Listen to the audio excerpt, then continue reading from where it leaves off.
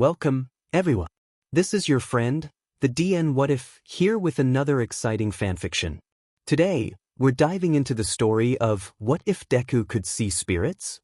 If you enjoy this video, don't forget to hit that like button and subscribe for more fanfiction content just like this. Now, let's get started with the fanfic. There is the scrabbling of claws against the wards again. Izuku resists the urge to scream, but only just. Sleep is already difficult as it is in the noisy doya. His neighbors are polite enough, sure, but the paper-thin walls do nothing to dampen the sound of people moving around, doors sliding open and closed, or the smell of stale cigarettes and cheap beer.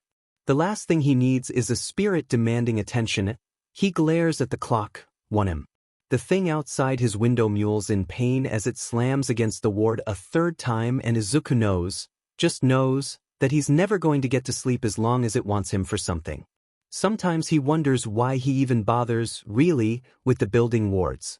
They keep things out but they never actually leave him alone. Stop crying, he mutters loud enough for the spirit to hear as he pushes himself up off of the futon and reaches out to break the wards. What do you want? It wastes no time, tumbling into the tiny room and then throwing itself at Izuku, multiple clawed limbs catching on clothing and skin. Only the fact that it clearly isn't trying to do harm keeps Izuku from blasting it back, and even then, only barely. He's been hurt far too often to trust these things outright. Help me, help us, help us, help us, help us. Calm down. His head instantly aches from the onslaught of half-thoughts and feelings, none of them actually useful. Spirits could be like that when they were upset. They just thought too fast for a human mind to keep up with, and Izuku ends up hearing gibberish. He takes a breath while the thing in his arms flails impotently. Calm down, he says again, this time directly. The spirit shudders and seems to compose itself, at least enough to stop shifting. It had arrived as a mass of tentacles and claws and beaks and feathers, amorphous and undefined. It settles eventually into something like an octopus, if you ignore the fact it has too many eyes and arms, and it never quite stops undulating. I need your help. Long limbs wrap worryingly around him as Izuku holds the spirit. At least it doesn't seem to have active suckers. He didn't want to have to deal with that as well. They hurt my human and cut us apart. They shot him and now he can't use my power. Izuku frowns. The spirits around here come to ask him for help with their humans on occasion, but most of them know he's pretty limited to what he can do. He tried the vigilante thing and it hadn't exactly gone well, and the first aid he could do was pretty limited. Still, if someone was shot, the spirit clinging to him doesn't seem to be so young that it wouldn't understand if its human died, so if he isn't using his quirk there's a few possible explanations. Is he unconscious or just badly hurt? They took his quirk, you stupid dash. The spirit seems to realize insulting Izuku isn't going to add to his request for help, and it changes its tone to something vaguely more polite. They shot him with a bullet. The other humans said it erased his quirk, even after they healed him. I can't connect to him now. He's alive and awake and the humans are useless. I need you to do something. Izuku looks at the clock again. It's a little after 1 in the morning, and the trains won't be running until 5. Spirits never seem to care about pesky human constructs like time or distance. Still, it isn't someone bleeding out in an alleyway, which Izuku has been called out to help with and is always horrifying, so he doesn't need to just jump up and go. Let's start at the beginning. He shifts the creature from his arms to his shoulders so his hands are free, then raids the tiny fridge in his room for a bottle of water, refilled from the tap, and a konbini onigiri from yesterday. What do I call you? He keeps the question simple and non-pressing and waits. They always hesitate, even though he never asks for a name. He knows better. Oku, it finally offers. It's almost insulting in how bland it is, like it thinks he's a threat while it's wrapped around his arm and demanding he drop everything and help.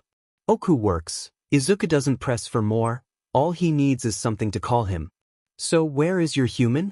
Give me distance in real terms. I need to know if I can walk it or if we're going to have to wait for the trains. Not far. It would be instant if you dash. Not happening. That was for emergencies and this sure as F wasn't it. Not far. Because I once had a river spirit think a 3-day walk wasn't far. He has walked from his home to a place near here, Oku says after a moment of thought. he did not need to rest between. If only they could be bothered to learn some sense of measurement or time, Izuku thinks, and not for the first or last time. All right, I need some details. Who is he? Instead of a reply, it pecks him on the ear with a beak sharp enough to draw blood and squawks. Izuku responds in kind, throwing the spirit off of him and through the wall, which it passes through unharmed, cursing and then biting his tongue because it's FING1M and everyone is trying to sleep, and if he gets kicked out for disturbing the others he'll be out a week's rent.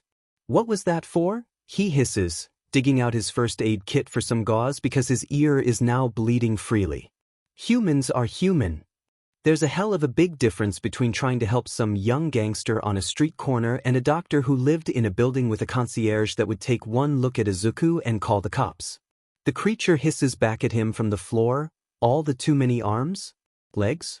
Appendages? Grouped together to narrow at the base, so that it looks a bit like a balloon covered in eyes. Still creepy, but nowhere near the worst thing he's ever seen. Izuku can't tell if it's just a defensive position, or if it's trying to intimidate him. You asked for his name. No, I didn't. Maybe this was a younger spirit, if it didn't. Understand the distinction, most of them at least understood this. I asked who he is. Never mind that humans don't follow the same rules and I know hundreds of human names that don't mean sheet. I'm not doing anything until I know who I'm dealing with. Oka seems to think this over, its bulbous head bouncing up and down slowly as it ignores gravity to rise upwards until it stops at eye level. His hero name is Sun Eater. Well, sheet, Izuku thinks to himself, already reaching for a change of clothes and his hoodie. It's a hero. Someone, some villain, if the spirit is right about the bullets being responsible, took out a hero's power by severing their connection to their spirit. That's never happened before, at least he's never heard of it. Quirk suppressants and erasure quirks could mess up the connection, sure, but they never made a spirit find Izuku and demand he fix it. Spirits try to ignore him unless they want something from him or want to try to do something to him, and they also only deal with him when they don't have an alternative. Whatever this is, Oku thinks it isn't going to be fixed by regular medicine or someone's quirk. Never mind that Sun Eater is a third-year student, the part of Izuku's brain that still obsesses over heroes' supplies. Everyone is doing internships right now. He's seen heroes and students patrolling together in various areas over the week, and oh god, the rest of his brain catches up and slams into the bit of him that still has too much sympathy. He might think he's quirkless. That twists in his gut, gnawing at the lone rice ball and threatening panic if he doesn't breathe. Are you sure I can fix this? He asks, even as he picks up his shoes from the corner. He can't afford to leave them at the door, his last pair were stolen, and slides his backpack over one shoulder. You're the bridge, the spirit offers, almost grudging in the title. I'll take that as a yes, Izuku quips dryly as he locks the sliding door and heads quietly down the narrow hall. You lot only ever call me that when you really need a favor. And what will this cost me? Oku's voice has echoes to it, Izuku thinks as he changes out of slippers into his red trainers. There are levels, worry mixed with a begrudging respect, impatience, and the quiet through line of fear. Izuku doesn't call him on it. He considers what he knows of Sun Eater from the UA Sports Festival while Oku floats beside him as he walks down the alley to the main street. For payment, you'll owe me a favor. Your power lets Sun Eater manifest various animal body parts, right? What are the limitations of that? Why do you need to know? More suspicion, once again. Because what I usually trade in is power. I do this for you and I can call on you to help me, usually by you channeling power through me for a specific job I need to do. So I need to know what sort of quirk that ends up being. They're both quiet as they continue, Izuku letting Oku lead as they make their way out Kotabukiko and heading northwest.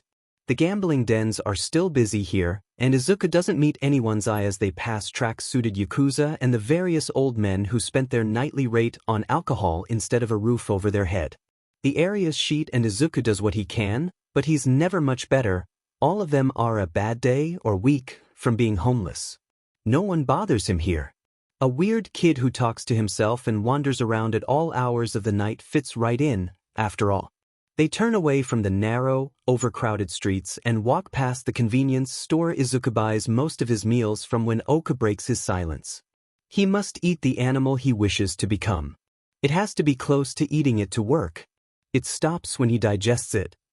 Every word sounds like it pains the spirit to say, as though it's worried Izuku would use it against Sun Eater. Maybe he'd understand that and feel sympathy for him, if Izuku had any history whatsoever of using what he knew against heroes, or against humans at all. Instead it just stings, but that's normal for dealing with spirits. Hurt feelings are the best he can hope for, really. Alright, he switches to projecting, the inside voice, where the spirits can hear him and no one else can. It's good for being quiet, obviously, but it's also the way to make contracts. If this works, he lines the words with power, intent, honesty, clarity. You will owe me 3 uses of your power I can call on at any time and you must provide. If this doesn't work, you will owe me 1 use of your power, for dragging me out of bed and who knows how far from home on this. I will agree so long as that use of power isn't turned against my human. Oku returns, warily. It might be if he's a hero and tries to attack me or thinks I'm involved with this after I help him, Izuku points out wryly. Or he might just the sort of hero who'd want to help, the clearly deranged miner appearing on his doorstep. If it does come to that, it will be to get me away from him and not to hurt him. The spirit considers as they walk. It doesn't take too long. Then I, Oku, guardian of the Yahagi River, agree to your terms. There is power in his words, Izuku can feel it, and it might not be the spirit's true name but it doesn't have to be to make a contract binding. And I, Deku, will adhere to our agreement to assist you and your human to the best of my ability. Izuku returns, knowing the spirit can feel the power in his words as the contract tightens around them both, 1 more leash, 1 more tether, to join the multitude Izuku carries.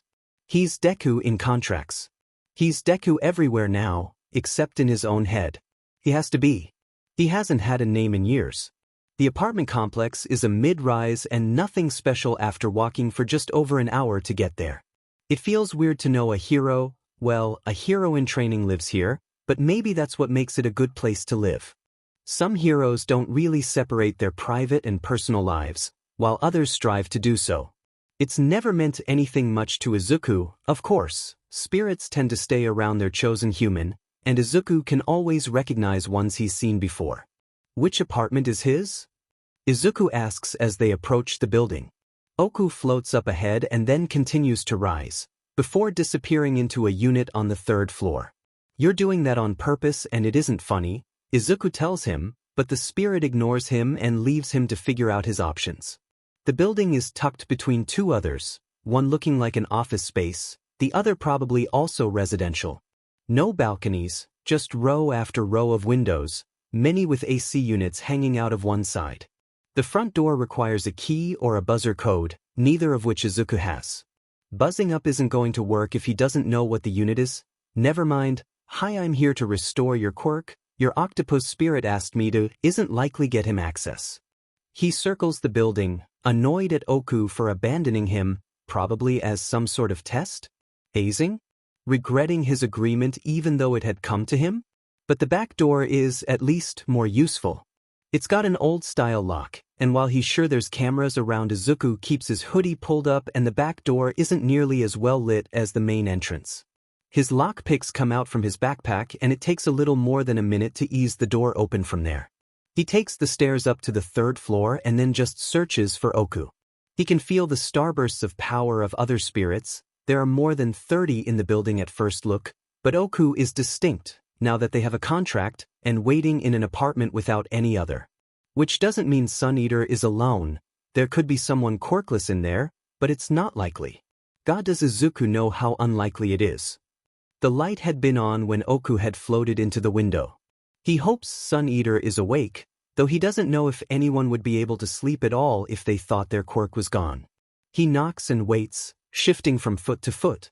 There's the sound of movement in the apartment and then a hesitation he can almost feel as he's examined through the peephole. The door opens an inch. The face that peers out at him looks bruised and pale, eyes dark behind messy black hair, and Sun Eater's voice is so quiet it's nearly a whisper. I think you have the wrong apartment.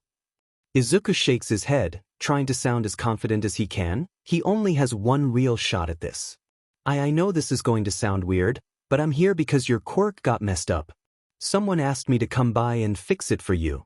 No one told me anything. Sun Eater looks at him with narrowed eyes. Who are you? You can call me Deku, Izuku offers, struggling not to stutter. It's somehow easier talking to spirits, compared to humans. I'm sorry for coming by so late, but I was only just asked by a friend of yours and it felt kind of urgent. I'm alone and I'm not here to hurt you, I just want to help you get your quirk back. Who sent you? Sun Eater asks, still suspicious. I don't think you know him, but he knows you. His name is Oku. It's the truth after all. Not that he expects the name to mean anything to Sun Eater, but at least it isn't the sort of truth that gets him called crazy. The door shuts. Izuku holds his breath. He doesn't know what goes on inside Sun Eater's head. Maybe he just considers his options and thinks what more harm can it do? No one wants to be quirkless. Plenty of people call it worse than death. Izuku's heard them. There's the sound of the latch moving and the door opens. Sun Eater is in a black hoodie and pajama pants with UA's crest on them. He doesn't meet Izuku's eyes. If this is a trick. It isn't, Izuku promises, his voice quiet to match Sun Eater's low tone. It'd be a shitty one when you're already hurt. I'm not hurt, it's just my quirk. He holds the door open and steps back. Sensing it's the best he's going to get in terms of welcome, Izuku steps in and then steps out of his shoes, feeling stupidly grateful he'd put on clean socks before leaving. Your quirk getting messed up is still going to hurt, he points out as they stand in the hallway awkwardly. I'm sorry. Sun Eater looks at him suspiciously. Why are you apologizing? Izuku can't say, because I know what it's like, because that won't work when it's going to look like his quirk has something to do with, well, quirks. I know someone who's quirkless and they wouldn't wish it on anyone, he explains. So, is it okay if we get started? I don't know how long this will take. That probably isn't promising, but Sun Eater just looks at him carefully again, eyes flickering up in surprise before returning to Izuku's feet. What do we have to do? Just sit down somewhere? The apartment isn't particularly large from appearances. There's a door to the left of the hallway that Izuku expects is the bathroom. The kitchen is to the right and straight ahead is the rest of the space, split in half by a folding screen to hide the sleeping area from the sitting space. Could you sit on the couch? Sun Eater shuffles along, shoulders high and hands flexing, clearly nervous. Izuku does his best to project harmless, even if he knows he sounds suspicious as hell. The other boy hesitates at the couch before sitting down, facing Izuku. Izuku kneels on the floor, keeping his motions slow and straightforward. He digs out a green Sharpie and puts the bag aside so Sun Eater doesn't think he's got anything weird hidden in it. I have to draw on you, to start, he says with the marker in hand. Have you done this before? Sun Eater asks, still hunched and uncertain but at least looking more at Izuku's face. Not exactly, Izuku admits, because he doesn't want to give a false hope. I've helped some kids with quirk problems before and there was an man who.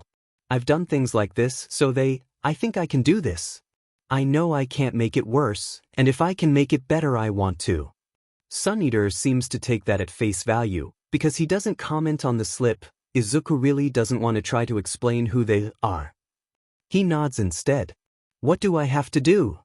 Just stay still mostly. I'll be meditating? So I won't really hear you if you say anything. Izuku pauses and ducks his own head. So, please don't knock me out and call the cops on a weirdo dropping by at 2 a.m.? Closer to 3, Sun Eater almost seems to smile for a brief second. All right. Great. With genuine relief, Izuku uncaps the marker. I just need your hand. Sun Eater offers his left and Izuku carefully adds the simple strokes of a connection sigil. Sun Eater examines it curiously, and Izuku knows he can't read it. Humans can't. Even he can't really see it, not with his eyes. That's magic for you. He makes the complimentary sigil on his own left hand and settles back on his heels. So just don't move around too much, he offers with a lopsided smile, and then closes his eyes and reaches for Sun Eater's power, which feels like embers of a once bright flame under the roar of the ocean. He can do this. He will do this. Then what happened? Fat Gum asks, leaning forward in his seat. It's awful, everyone's staring at him and Tamaki's hands are on his knees and bruising them in his grip, which is the only real distraction he has against just crawling under the table and hiding. Night Eye and Eraserhead are both looking at him intently, and even Tsukachi is in the room for the debrief and Kirishima is here, and if he doesn't show the other student how to properly give a report, what kind of example is he even being? And breathe, Eraserhead tells him calmly. We just want to know everything you remember. Take another breath and then tell us what you can and we'll go over the details once we know everything. Alright. Tamaki breathes and wishes Mirio were here instead of interning with Mirko just to take some of the attention away from him. Or all of it. Or help him disappear into the floor. He knelt there for 35 minutes. He didn't move even when I reached for my phone and texted you. He nods to Fat Gum. Still wish you'd called, kid. It was late or early. I didn't want to wake you. Next time, wake me up. Yes, sir. What was he? I watched him, but whatever he was doing didn't have any outward indication. It didn't look like anything really, except the writing on my hand. It was weird. Before they can ask him weird how, Tamaki pulls out his phone. I tried to take a photo of it and every single one just, well, they look like this. He hands his phone to Night Eye first. The pro heroes all look at the gallery of images. There are photos of Tamaki's hand, clearly outlined against his thigh and couch, but the strange symbol is unreadable literally. There are artifacts and distortion running across the image where it sits. It's on every image, no matter the angle. Any image that doesn't show the symbol is fine. And then there are the images of his strange visitor, Deku. Useless isn't what Tamaki would call him after last night, but maybe he had a reason for that code name. How is this possible? Fat Gum asks over Night Eye's shoulder. If his quirk is manipulating people's quirks, he shouldn't be able to do this. He must have had an accomplice, Eraserhead muses. I looked through the security footage while we were waiting. The detective speaks up. If he did have an accomplice, he didn't enter with this Deku, and he also didn't interfere with the security footage. That's clear, but we don't have anything close to a useful image of him. He kept his hood up the whole time and seemed to know to avoid the cameras. Which begs the question, why allow security cameras to record footage but not Sunny phone? I don't know. Tamaki shrinks, feeling like he should have done a better job of this, that any other hero would have managed to get real identification and know what this kid was doing. I didn't see or hear anyone, and he said he came alone, though he could have lied about that. I gave up trying for a bit, then tried to take a video instead, and that just made my phone restart. By the time it was running again, whatever he was doing finished. I could feel my quirk come back. He doesn't mention the overwhelming relief. He doesn't mention how tight his chest had gotten. His weakness in the moment isn't important. The mark on my hand just flaked off, and Deku stood up and asked how I was feeling. I don't like any of this, Eraserhead frowns. He knew where you lived. A friend asked him to see you, someone you don't know and none of us recognize. We've kept the circle who know about the quirk canceling bullets small, so it's likely he got his information from someone involved. If he's involved with the Shai Hasaikai, this could be an elaborate trap. Tamaki nods. He wants to argue because nothing about the boy who came to him screamed Yakuza thug or villain, but maybe that was entirely the point. You couldn't judge people so quickly, for good or bad, because quirks could be so insidious, and who was he to be any sort of judge of character anyway? He asked me not to tell anyone about it, but I think he knew that was impossible. After that he just took his bag and left. I checked the apartment but I didn't find anything, no bugs or tampering, but someone else should probably check in case I missed anything. We'll have our people go through it, Tsukachi assures. Did he say anything else before leaving? He apologized for coming in so late and mentioned a long walk home. That could have been earnest, or maybe it was meant to deflect attention. And he seemed calmer, less uncertain after he did whatever it was that he did. You're very lucky, Night Eye says, gaze nailing Tamaki to the spot. That could have gone very poorly. Why did you let him in? Because I wouldn't be any more useless dead? Tamaki knows he hadn't been thinking clearly, but who could have, suddenly stripped of their quirk, possibly permanently? He'd felt useless and as though everyone's teaching had been a waste, that he'd taken valuable space from someone more deserving, that he'd be worrying everyone and they'd be distracted from the real issues. It had been too much, and yet, I let him in because he seemed trustworthy. I know that sounds stupid and dangerous, but he never made me feel threatened, and that was enough to take the risk. I believed him. He considers those words and meets Night Eye's gaze directly. Only for a few seconds before he has to look away, but still. I believed him, and now my quirk is back. Which may or may not be related, Night Eye points out. What? Ijiro's been uncharacteristically silent this whole meeting, but that gets blurted out in surprise. But Sunny-Eater's quirk dash. If the quirk-canceling bullets have a duration, he might know the duration and have arrived specifically to time it for Sunny-Eater's quirk return, to buy trust. Night Eye turns his gaze to Ijiro, who's in his school uniform, not hero costume. Without anything else to go on, we cannot assume this new player is an ally. We need to treat him as an unknown factor. If we can find him, bringing him in for questioning may give us answers, but we can't be distracted from our core case. Even if he's involved? He may be, and in which case proceeding with our investigation may uncover more. At the moment, that is the best we can do. Without anything else to go on, tracing one possible villain or vigilante will only distract us. We'll need to see if he appears again, Eraserhead agrees. And run his quirk through the database, see if we can get any hits that way. Would you recognize him from a photograph? Sunny-Eater considers that question, thinks of Deku's messy hair and far too bright green eyes, the scar on his cheek and the freckles that stood out against very pale skin. I think so. Why? From your description, he's young enough to be a student. We can cross-reference his quirk against student records and see if anything comes up that way. Fatgum nods. Good idea. Maybe check for quirks that manipulate cameras as well, in case Night Eye is right and he doesn't have a quirk-changing quirk. There's something else, Tamaki says after the discussion drags forth one more memory. He said he hadn't done this before, but that he'd done something for kids with quirks. The way he talked about coming here, it sounded like there was someone else who thought he could do it and sent him. So if he does have a quirk that manipulates others, there might be record of him using it, especially on minors, says Tsukachi. That gives us a few options. The detective and I will run through the database, Eraserhead agrees. Until then, everyone else should focus on patrolling and gathering information on the Shai Hasaikai and their movements. They break up after that to patrol, and Tamaki doesn't know if he should wish that does meet Deku again or not. Deku is stocking shelves when the fox spirit arrives. She's a kitsune, and an old one at that. She stares him down at the end of the aisle with her tails in a fan behind her. Izuka doesn't try to count them, he can feel how strong she is.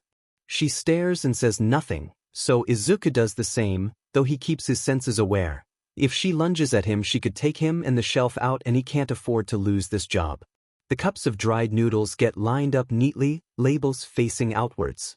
He takes the empty shipping box to the back to be folded up and set aside. Yamada will just trash cardboard to be incinerated, but he lets Izuku take the boxes to the recycling depot if he keeps them neat and tidy.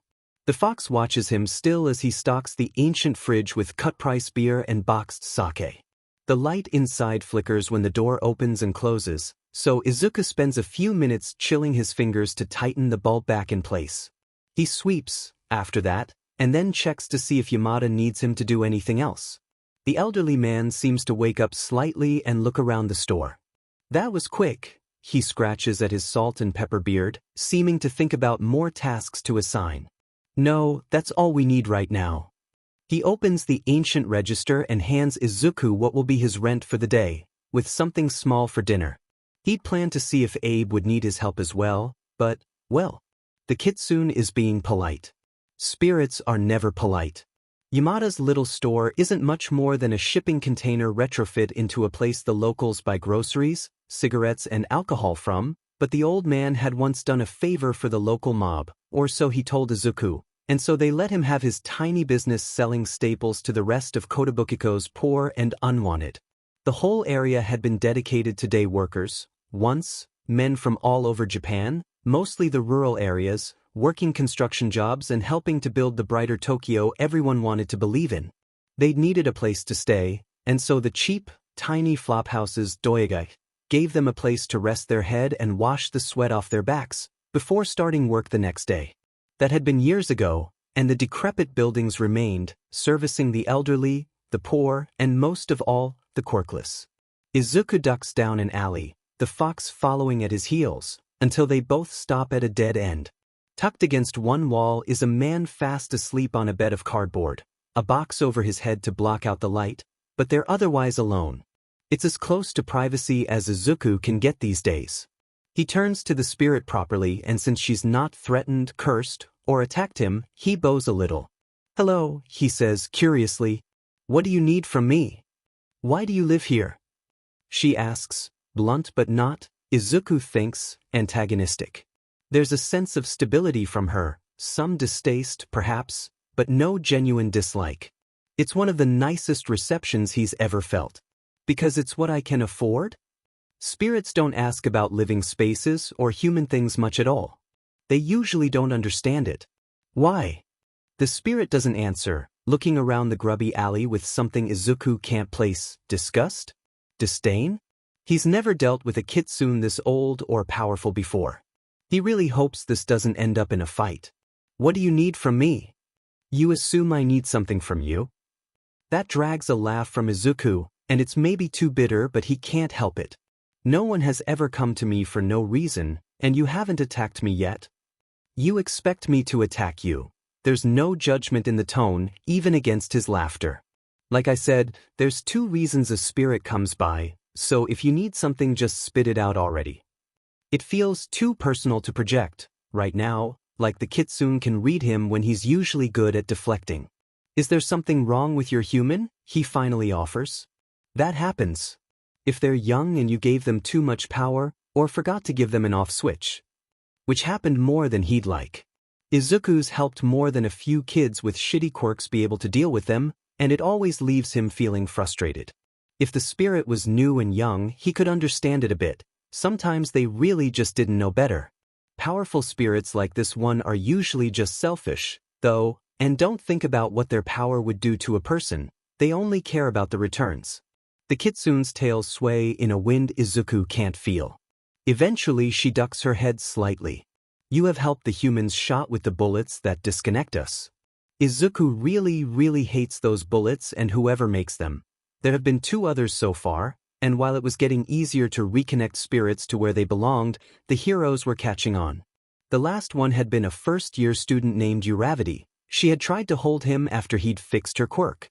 He didn't want this sort of attention. The last thing he wanted was to be helped by someone who didn't understand. Yet another person would be another risk, since they'd probably be a hero, or worse, maybe a villain. Yet not doing something felt wrong. Never mind how much of his life could be made a hell by whatever spirit he refused. "I've been fixing what the bullets are doing," Izuku hedges while his mind races on. Someone with a spirit this powerful would have a powerful quirk. "Was your human shot?" "Yes." The kitsune stares at him, clearly awaiting a reply. Izuku really doesn't understand what's keeping her from speaking. "Are you asking me to fix it?" His hero name is Eraserhead. The world seems to stop. Eraserhead. Underground hero Eraserhead. He's not popular, not part of the glitz and glamour of regular heroes. Izuku had wanted to be a hero once upon a time. It had been his dream when he'd been young and hopelessly idealistic and thought that heroes helped everyone. He'd learned the hard way that wasn't exactly true, and he didn't hate heroes for that fact. He couldn't. They were a product of the world, the same way that the doyagai he lived in were, the way the lean-tos and tents set up under the Shinko overpass were, the way doctors had looked at him and shaken their heads at his mother and insisted that he was hallucinating, that what he saw was a lie because he was quirkless. Heroes worked where they'd do good and be recognized for it, and that meant they left places like Kotabukiko alone. It wouldn't help their rankings to stop an assault in an area policed by the Yakuza. It wouldn't look good to save an old man in a wheelchair in a street full of old men in chairs. There'd be no one around to take their photo, for one thing, and the papers wouldn't want to publish it. No one wanted to admit there were areas like this. Izuku didn't blame the heroes for that fact, even if it did leave him jaded against the industry. They were doing their best, and they did help people. And Eraserhead wasn't like that. His feet move before he can even really think. Where is he? The kitsune looks surprised as Izuku crosses the space between them and her tails sweep forward and back. Just like that? She doesn't believe him, Izuku realizes, or doesn't trust him. Of course she wouldn't. Spirits never do anything that doesn't serve their own interests, after all. He thinks about Eraserhead. He might not be a hero himself, but Izuku still stalks the hero forums and discussion threads. He'd spent a few months trying to be a vigilante, and he'd talked to others doing the same thing. Eraserhead worked with everyone and he looked after everyone and never expected anything back in return, not fame or glory or even credit. If you want to owe me something in turn, I'll take a favor. His quirk is erasure, right? However that works.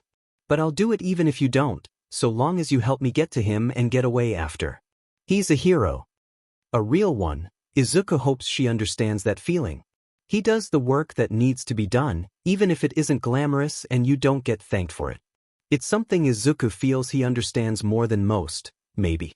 It's a kinship that's entirely one-sided, but it doesn't matter. I expected you to bargain. The others said you make demands. Izuku wants to move, but she hasn't indicated where they need to go, not yet. They expect me to make demands and get nervous when they don't know what I'll ask of them. They think I'll try to claim them and enslave them, or erase them. It's easier when there are rules. He hopes she'll understand that, as old as she must be. So if you need assurances, I, Deku, will assist your human in exchange for a use of your power to be called on at any time and for your assistance in helping him and helping me get away after. He waits. She stares at him, her tails moving faster now, almost agitated. He stares back and very suddenly she looks away. If Izuku didn't know better, he'd think she was embarrassed. It strikes him, very suddenly. This is a trap, he breathes out, the reality a dawning horror. Me, did they let him get shot just to get to me? But why would they risk that? Why would one of the best underground heroes risk that when they don't know him? He volunteered, his spirit says, her voice deeply conflicted. They recovered a weapon after a fight and he volunteered to be shot so that you would come. They are afraid and desperate and they want answers. Answers to what? You can't want me telling them about you, not that they'd believe me, no one ever does. And he was not going to dwell on that, because that was a one-way ticket to a very bad day and getting nothing useful done at all. The ones who make the bullets. They have a child. They are working with others. It is getting more and more dangerous. My human is worried that his children will be at risk, one was hurt already. Sheet, if Eraserhead has kids involved, maybe that would be reason enough for this crazy scheme, but still, I don't know anything about that. They don't know that, she points out patiently. They only know that you know who has been hurt, every time, and that you undo what was done. They have no other leads. Why is this my life? Izuku asks, though he didn't expect an answer. The best the spirits ever give him is that it's his own fault. He's a monster, a horror, defiler of their magic and whatever else they want to label him as. He isn't supposed to exist, as far as they're concerned, and they never hesitate to remind him of that. His life has never been entirely his own, and most of the time he's come to terms with it. Today is going to SCK. All right, well, Izuku takes a breath and sighs. Where is he? You will do this. No, I plan to find him and then point and laugh. Izuku grits his teeth. I'll figure something out. I'll need a plan, but for that I need to know where he is. The kitsune's head quirks to the side, thinking, before she shakes her head and shifts onto all four legs. He is in Chiba. There is an apartment with other heroes and surveillance. He can't walk to Chiba, Izuku knows. It would take most of a day to get there if he tried. The trains are running, but a round-trip ticket would run him a day's pay. At least it isn't worse. If they've been trying to test his range and gone further out, he might be choosing between a ticket and next week's rent. He's slept rough before, but he'd really like to avoid it. Izuku needs a plan, and a good one, but at least he's dealing with a spirit who seems to understand human things more than most, like cities and apartments and surveillance. What do I call you to start with? She doesn't hesitate. Tamamonome. The name comes almost as a shock because while it isn't her name, not her true one, it's still a name with power attached. It's old, and means something to her, and she offers it to Izuku without hesitation. He swallows around the lump in his throat. I'll head to Chiba, but I'll need to get some things first. Can you check on Eraserhead and see if you can get his phone number, or one from any of the heroes watching him? If the spirit could manage locations, it can hopefully manage numbers. I can try. How will you find him if I leave? I can call you, he assures her. If I have a name, any name, that's enough to send you a sort of mental tug. Once I get to Chiba, I'll let you know, and we can make plans from there.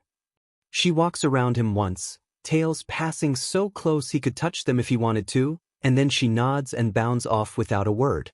Eraserhead, Izuku thinks as he heads back to his rented room to get some things, a plan already formulating in his head. If he's going to risk his neck for a hero, at least it's someone he genuinely likes. Shota's eyes hurt from staring at paperwork and screens for too long, but he ignores it with practice born of years of ignoring discomfort. It isn't like he has much else to do at the moment. He has the case files for the Shai Hasaikai memorized at this point, and it still doesn't make their options any easier. The League of Villains are clearly involved now, but cooperatively or absorbed into the larger group. Is Shigaraki playing a long game, and if he is, do they have time to stop it? Has the little sheet learned patience, or is someone else guiding him along? All for One had mentioned making sure Shigaraki was looked after, but he'd been intentionally vague on what that meant, only that he expected great things from his disciple, and great things when AFO was involved always meant great chaos for heroes. He looks up at the monitors in front of him. One has additional files, the other shows the security monitors for the building, which remains unchanged. Deku's current MO suggests he'll arrive in the next 3 hours, and they'll be ready for him. It's a risk. No one had liked it, and Hisashi still isn't speaking to him, but Shota knows it's a necessary tactic, and one he's uniquely capable of taking. Out of everyone involved in the case, of everyone who knows about this kid, Shota's the one with the most expendable power. His quirk hasn't even worked all that well since the USJ incident, and he's still more than capable of holding his own without it. If it means this kid will show up, that they can find out what the hell he's doing, who he's been caught up with, what they're making him do. He tries to shake the train of thought away, but it's difficult. Out of the reports they have, from Amajiki, Takagi, and Uraraka, all hit with the erasure bullets, they've painted an uncomfortable picture. Deku's a child, 12 or 13 at best guess, and looked after. Had some combat training, Uraraka had described how he'd avoided her attempts to secure him, which included jumping off of the balcony of the dorms she and Azui were sharing for their internship. It had been a 3-story fall, and he'd taken it without any apparent injury, which was suspicious in itself, as was however he'd managed to enter the building in the first place. It looked like he'd scaled the apartment, which wouldn't be easy for someone of his apparent height and build. He hadn't planted any bugs, or even asked anything of Uraraka save that she let him go for helping, which implied he was genuinely trying to help, but he clearly knew who was shot and when, which implied that he was involved with the bullets. Everything about him didn't quite add up. His phone rings and he picks it up instantly, the number Night-Eye's private line. What? We may have a bigger leak than we thought. Night-Eye doesn't waste time. He knows this is a trap. Shota winces. They'd assumed someone was leaking information about who was hit, likely through the police, but the specifics of this plan are supposed to be secret. What makes you say that? Has there been movement? Night-Eye's voice is tense on the line, annoyance and frustration slipping through when he rarely allows it to show. No. He called my office from a payphone inside an internet cafe. They don't have cameras for us to pull from, apparently. He spoke with Bubble Girl first before she put him through to me. His message was, I'm not walking into a trap, but it's stupid that Eraserhead took out his own quirk. What are you even thinking? If you want him to get it back, he can meet me alone at Matsugaoka Park. He gave details for a specific bench along the northern edge of the park. Shota says with feeling. This was supposed to be closed circle. How the hell does he know? A mole, someone with a very specific quirk, or we've been bugged? Night-Eye answers at once. It could be on Tsukachi's end as well. We have to be careful not to point fingers. It still doesn't bode well on the Shai Hasaikai case. If they can predict our movements, know what we know, Shota scrubs at his face, hoping against hope he could ward off the headache forming between his eyes. So, now he wants me to walk into a trap instead. It's an odd choice for one, Night Eye admits. I've sent you the coordinates. If you look, it's backed by a pond, the buildings are entirely residential, and the tallest building is across from the bench, which could be used as a vantage point, but it's only 5 stories tall. The trees are dense beyond the water, but less than 100 meters deep. Shota does stare at the map, satellite imagery telling the same story as Night Eye does. It adds to the layers of mystery. What is the kid planning? A water ambush, possibly with another villain? The water is unconnected to any other system, they wouldn't have a clean getaway there. Why the park? Did he say anything else? The time? He said he'd be there all night, and is that supposed to be a warning or a threat? If he's already monitoring the location, how long has he had to set up his trap? Would he know if Shota went with backup? I don't like this. I don't either, Shota agrees, but he's already standing up and closing the files to lock away for the night. I'll head over. Let's keep this to ourselves as much as we can. You're not going alone. I'm going to be pretty obvious if I'm not, at a park bench. His capture weapon is at least a comfort around his shoulders. He isn't helpless. Take Mirio with you and Bubble Girl. Tell no one else the details, but get a few others ready to move if we need them. He hasn't given any indication of dragging civilians into this, but if he's working with an accomplice, I don't want to risk it. And the park would give the potential for hostages, never mind if they attacked the homes nearby. Keep your distance so we don't spook him, and I'll keep my radio on. I don't want this to have been for nothing. It won't be, and it isn't Night Eye who says that, because Night Eye doesn't let himself sound that pained. Sasaki, on the other hand, sounds like he's a minute from punching a wall. I know you have feelings because he's a kid, Eraserhead, but don't take unnecessary risks. When we decided taking out my quirk was a necessary risk, everything is still just part of that plan, Shota retorts, hating how everyone keeps acting like he's less, now, like he needs to be coddled. I know what I'm doing. He does. He's talked vigilantes down before, too many kids who think their only chance to do something is to take the law in their own hands because the world had failed them. Deku might just be one more, but he won't be foolish. If this is a trap, so be it. He can handle it if it gives them something concrete to follow up on. He heads out. The park is nearly a 2-hour walk, but only a few stops on the Kisikihara line, and that will give Night Eye and his team time to arrive. No one takes any notice of him on the train, and Shota watches for anything unusual as he leaves the station and takes his time heading towards the park. I'm about 5 minutes away, he says into the radio hidden in his collar. Status. We haven't had much time to sweep without being obvious, is Night Eye's tense response, but nothing stands out so far. The apartment seems the most likely staging point, but Mirio checked the roof. If he has someone inside one of the units, we won't know until it's too late. You think they'd set a sniper on me? Shota finds the idea ridiculous. I'm quirkless. That's an odd target. And since you're doing this without my quirk, we can't predict anything, is the other man's terse reply. Be careful. If he mutters obviously loud enough to be picked up, Night Eye doesn't comment on it. Shota stops at the corner store to pick up a can of iced coffee before making his way to his destination. It's exactly as expected, a park bench. It's seen better days, the wood gray from age and weather and bearing numerous scars where young hopefuls had carved their initials, others writing messages in various forms. Behind the bench is a low wall that separates the road and the somewhat steep hill that leads down towards the pond, the bench situated on the bank of grass between them. Around him is a residential area in the process of winding down for the evening. The sun is setting and everything is lit by the red-orange glow. The pond has ducks. There is an older man walking a pair of small, fluffy dogs, who bark when they see a young woman walking towards them with a much larger dog, tail wagging. He can hear children playing in the distance. There are cars on the road that pass by and turn down the street without taking note of him. He'd say he has the sense of being watched, but he doesn't. The sense he has, strangely, is one of calm certainty. There might be someone here capable of manipulating emotions. He hides his face behind his drink as he leans against the wall next to the bench. I'm feeling surprisingly content right now. Noted, is all he gets in turn. Shota waits. The old man and the dogs pass behind him. The younger woman jogs on ahead. More cars drive by. Lights go on inside the apartments. An older woman takes a rug out onto her balcony and shakes it before returning inside. A pair of young women step out onto their balcony holding matching mugs and stare out at the park, speaking quietly. Their laughter is bright and echoes down. Night Eye checks in, nothing to report. Shota waits.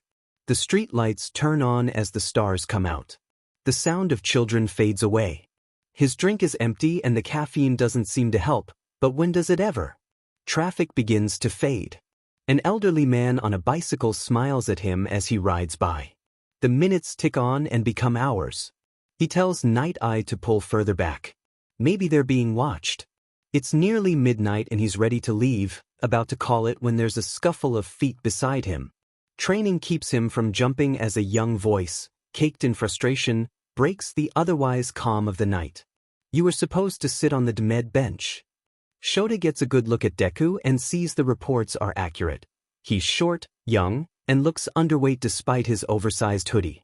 His hood is up and his hair falls in his eyes, but there are bruises under them that speak of poor sleep, and a scar that runs across one cheek that looks like the wound didn't heal correctly or was never properly tended to. His clothing is clean, but well-worn, either owned forever or purchased secondhand. His shoes are just as broken in, and their wear at the sides suggests that his feet will be too large for them soon. He's as expected, except that on his back is a drawstring bag, not the backpack he's been reported with previously. And while his voice is angry, his shoulders are high. His body is tense, ready to flee. His hands are flexing at his side, and his eyes roam everywhere but constantly come to rest not on Shota, but to a point a foot or so to his right, almost behind him. All of that registers in an instant. He doesn't take his eyes off of the child. I'm sorry. He isn't at all. He'd checked the bench just in case, and while nothing looked suspicious, he didn't want to risk it. I was worried I'd fall asleep if I sat down. That seems to throw the kid good.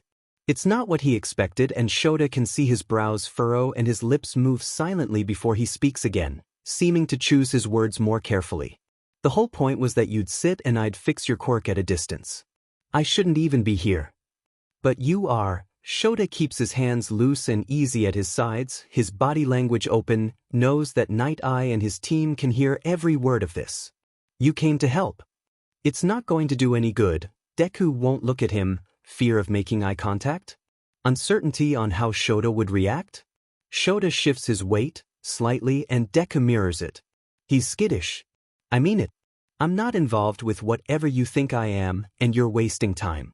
I can't believe you took your own quirk. That was stupid. The kid does look up at him, and Shota is surprised at how fierce his expression is. He's angry, he thinks. The kid's angry at him for more than not just sitting down. You had no idea if I would come. What if you scared me off? What if I got hurt before I could come? Deku's hands are fists and he's more in Shota's personal space than almost anyone else would dare. It isn't particularly threatening when he doesn't reach Shota's chin, though. You're Eraserhead and you're one of the few heroes who looks after everyone. We can't afford to lose you. And that is not how he expected that little rant to go, honestly. It was a logical ruse on our part. He very carefully sets a hand on the boy's shoulder, keeping it light. When Deku flinches he takes it away, but notes how the boy is trembling slightly. We had no other way of reaching you and I was the best choice. That's bullshit. Deku looks away from him again. But it doesn't matter because you did it and here I am and I don't know anything. So can I just fix you and go home already? I'm going to ask you to come with me. Shota watches the boy tense all the more and he's prepared in case he runs, but doesn't allow himself to look anything but entirely relaxed. He puts his hands in his pockets and slouches a little more. It will help us if we talk to you somewhere private. Even if you don't know anything, what you don't know might help us. And if you can tell us how you fix our quirks, we can use that to make sure the people developing these weapons can't hurt others with it. Do I have a choice? Deku asks him bitterly. Shota wishes he didn't recognize it, hadn't heard that tone from far too many former heroes and current villains. Whatever conspired to put this child here in front of him, it wasn't good. You'll be free to go when we're done with you, he lies. He's not letting a possibly 12-year-old back out onto the streets. Yeah, I thought as much, is the reply, just as bitter, and Shota wonders if the kid knows, but they'll cross that bridge when they come to it. Deku waits with him silently as Night Eye pulls up with the car and the drive to the precinct is just as quiet, the kid curled as far into the corner of the back seat as possible, eyes so distant they look almost clouded over when Shota peeks at him along the way. Izuku takes stock. They're in Tokyo, he's in the Hisamatsu police station in an interrogation room, he isn't handcuffed or restrained, a plus, but he's in a room with Sir Night Eye, a detective who introduced himself as Tsukachi and Eraserhead. They're all on the side of the table closest to the door across from him, and Izuku is feeling more than a little trapped. At least Tamamonoe is keeping Sir Night Eye's spirit back. He's huge, a tortoise with a beak that looks like he could take off one of Izuku's limbs if he wanted to, and he absolutely looks like he wants to. The cat that drapes itself over the detective's shoulder is almost comforting in how normal she is in comparison. We're going to ask you some questions, Sir Night Eye says, elegant fingers shifting from their folded position in front of him to push up his glasses, eyes staring down at Izuku. It's obvious he already doesn't like him, Izuku can tell from experience, and the ire rolling off of his spirit isn't helping the oppressive mood of the room or the uncomfortable tightness in his chest. The worst part is they dragged Sir Night Eye and this detective out of bed for something that wasn't going to be any use to them and whatever case they're working on, and they're going to blame him for it. I'm going to disappoint you, Izuku's apologetic, at least a little, because they all have more important work they could be doing. I really don't know anything about what you're investigating. How do you know what we're investigating? Night Eye is so sharp and Izuku had always admired him as All Might's sidekick, but up close and in person he's somehow even more intimidating than All Might ever was. Maybe because when he thinks of All Might he remembers the smile, and Night Eye has none. And he's not thinking straight, Izuku realizes, feeling his chest go even tighter. He has to be smart about this, he can't get caught up in the fact he's around heroes, that once upon a time he would have given anything to stand in their presence. He has to think, or this is going to be so very, very bad. Eraserhead said you're trying to research the people making the weapons stealing quirks. It's true and believable, while his powers are anything but. It makes sense that you would, and I get why you'd think I'd be involved, but I'm really not. I just know how to fix what they did. They look at Tsukachi, it's subtle but Izuku catches it, the way. They glance at him sidelong. The detective hasn't said anything yet and the cat on his shoulders is watching Izuku with eyes that are entirely black and the room is silent for a moment before Night Eye continues. And how did you know what heroes had been affected to help them? Izuku takes a breath. This is where he has to be careful, this is where he has to lie, it's my quirk. Tsukachi shifts as the cat on his shoulder yowls. Everyone looks at the detective and waits as he sets his pen down on his notepad. Deku, he says, voice serious, I'm afraid we haven't been entirely honest with you in our introductions. I'm going to correct that now because I'd like you to be honest with us. You can trust us, do you understand that? Trust them when he's trapped in this room, back to a wall, behind how many more walls, where they're not going to let him go and they lied to get him here. Is that the lie he's talking about, or something else? Izuku's so used to adults lying and calling him a liar that the idea of trusting anyone is absurd, but whatever this is about, the detective is waiting for an answer. Does he trust them? Not really, but they won't want to hear that. Yes. The cat growls and Tsukachi frowns slightly, and no one says anything as the man looks at Izuku with concern that might actually be a little genuine, but is still dangerous. Deku, he says again, pausing every time he says Izuku's name like he doesn't like to use it. My quirk allows me to know when someone is lying. Do you understand what that means? Holy shit. Izuku forgets how to breathe for a moment as he stares at the detective and then everyone blinks and leans back as Izuku sits up and leans forward. He doesn't care, doesn't really even register it or the way the cat's spirit hisses at him because the detective can tell when he speaks the truth. How does that work? He asks, mind already thinking about applications and maybe, finally, help. Does it understand partial truths? Can you tell if specific statements are true or false in their parts, or only as a whole? How does it deal with empirical truths compared to narrative truths? Or does it only deal in absolutes? What about true statements the speaker doesn't believe? The three men all stare at him and there's silence for a second before the cat is laughing at him, laughing so hard she falls off of Tsukachi's shoulder and lands on the table. No one sees her walk up to Izuku and sit in front of him, bushy tail swaying back and forth for a moment before jumping to land on Izuku's head, claws out. She yowls again as Izuku ducks, flinching as his personal ward sends her flying. Eraserhead tenses and Izuku realizes he probably looks like he's just tried to slam his own head into the table. Sorry, he says, flushing and trying to deflect.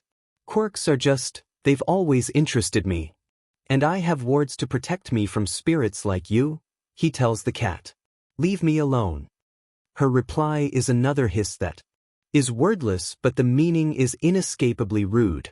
He ignores her to focus on the humans who look at him worriedly. It's all right, Tsukachi says, a bit gentler now, concern lining his face.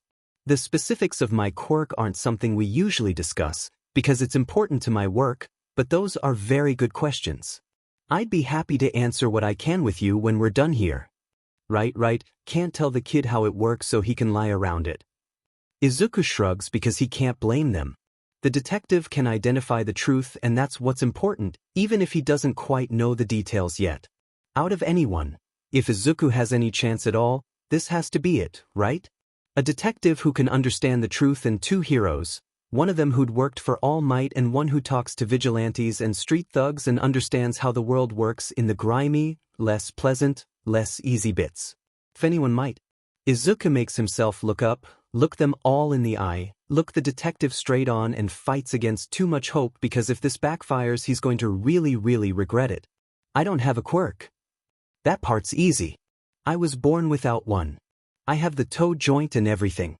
And instead of just being a quirkless nobody with no future, the universe, for some reason, gave me the ability to see the things that give people quirks. He looks to Eraserhead.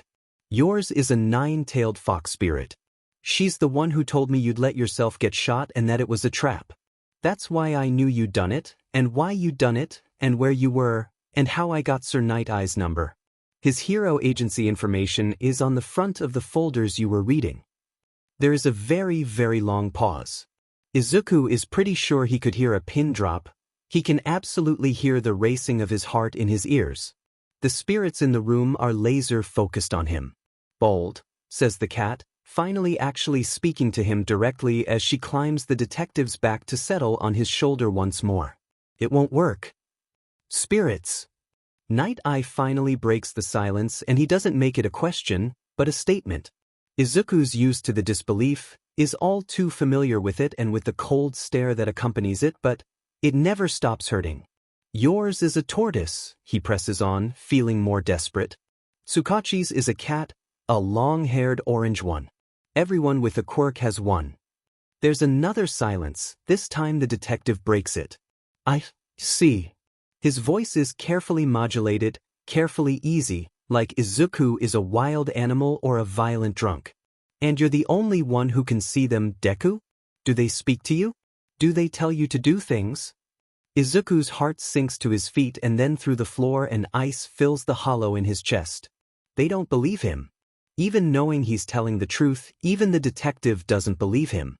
No one ever believes him, except his mother, and she's gone and this happens every time and he's so very tired of trying and failing and paying for that failure. He pinches the bridge of his nose to prevent tears. He needs to do damage control. Maybe he could clear the ward he's wearing and ask the cat to attack him again, but knowing her she'd ignore him, and asking the tortoise would probably actually result in losing a limb which might prove something but would probably just prove how desperate he feels. It's fine. He's dealt with this his whole life. What's 3 more people, heroes, who think he's crazy? It's better than the alternative, better than slipping and hurting someone. Look, he begins again, feeling like it's a lost cause but trapped now. It's the truth, but you don't have to believe it, it doesn't change . Will they believe him if he can prove something? Is it worth pressing on? He has Eraserhead's quirk to fix, after all.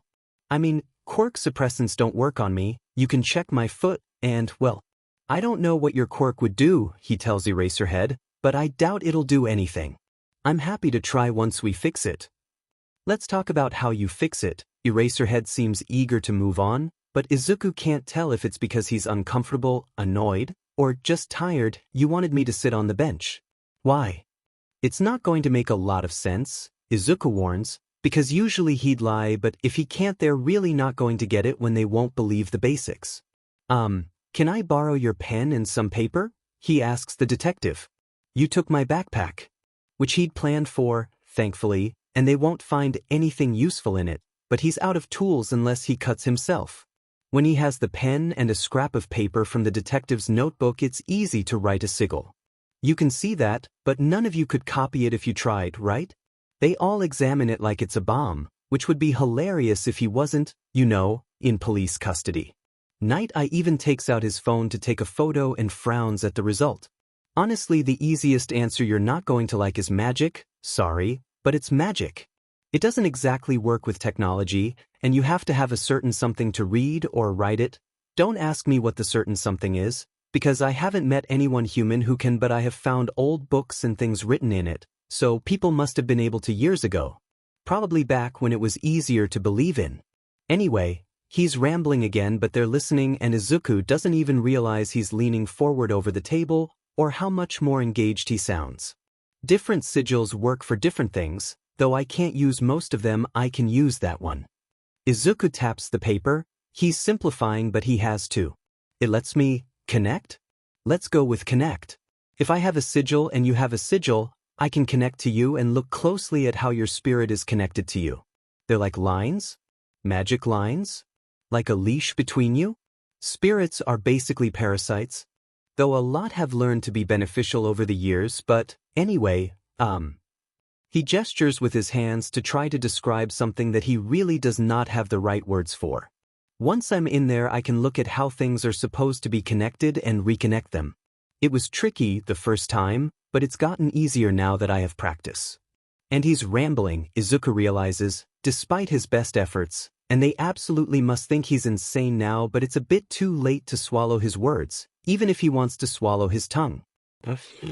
I was pretty sure I could channel into you if I carved my sigil into the bench and you sat on it long enough, so I was waiting a few streets away, but you never Saturday. He'd set up a circle to amplify everything and protect him, but without Eraserhead sitting down it didn't matter. The room goes back to being silent. Has anyone told you that you talk too much? Asks the cat spirit, yawning. You're not helping, says the kitsune. Who said anything about wanting to help? The cat retorts with something suspiciously like a snicker. This is the most entertainment I've had in months. Izuku has to ignore them and focus on the task at hand. Luckily no one's noticed him being distracted. All right, Night finally says. So you can repair quirks? How did you learn how to do this? At the same time Eraserhead asks, can you do it now? Izuku shrugs. I can if you want to watch. And I just learned, when Sunny Eaters came to me, I was figuring it out then. You told him you'd helped others, however. Crap, he had said that, and Sun Eater had told them. Some people's quirks give them trouble, so I've helped them, but not like this. And only when they've asked. It's usually when they can't turn things off. You can turn off quirks? Eraserhead's eyebrows are in his hairline, and that's the biggest reaction he's seen from the hero yet. Not exactly? And isn't that a terrible question he will not answer? I can teach them how to turn their own quirk off though. Night Eye sighs and rubs at the bridge of his own nose, under his glasses. Why don't you show us how you can fix Eraserhead's quirk for now?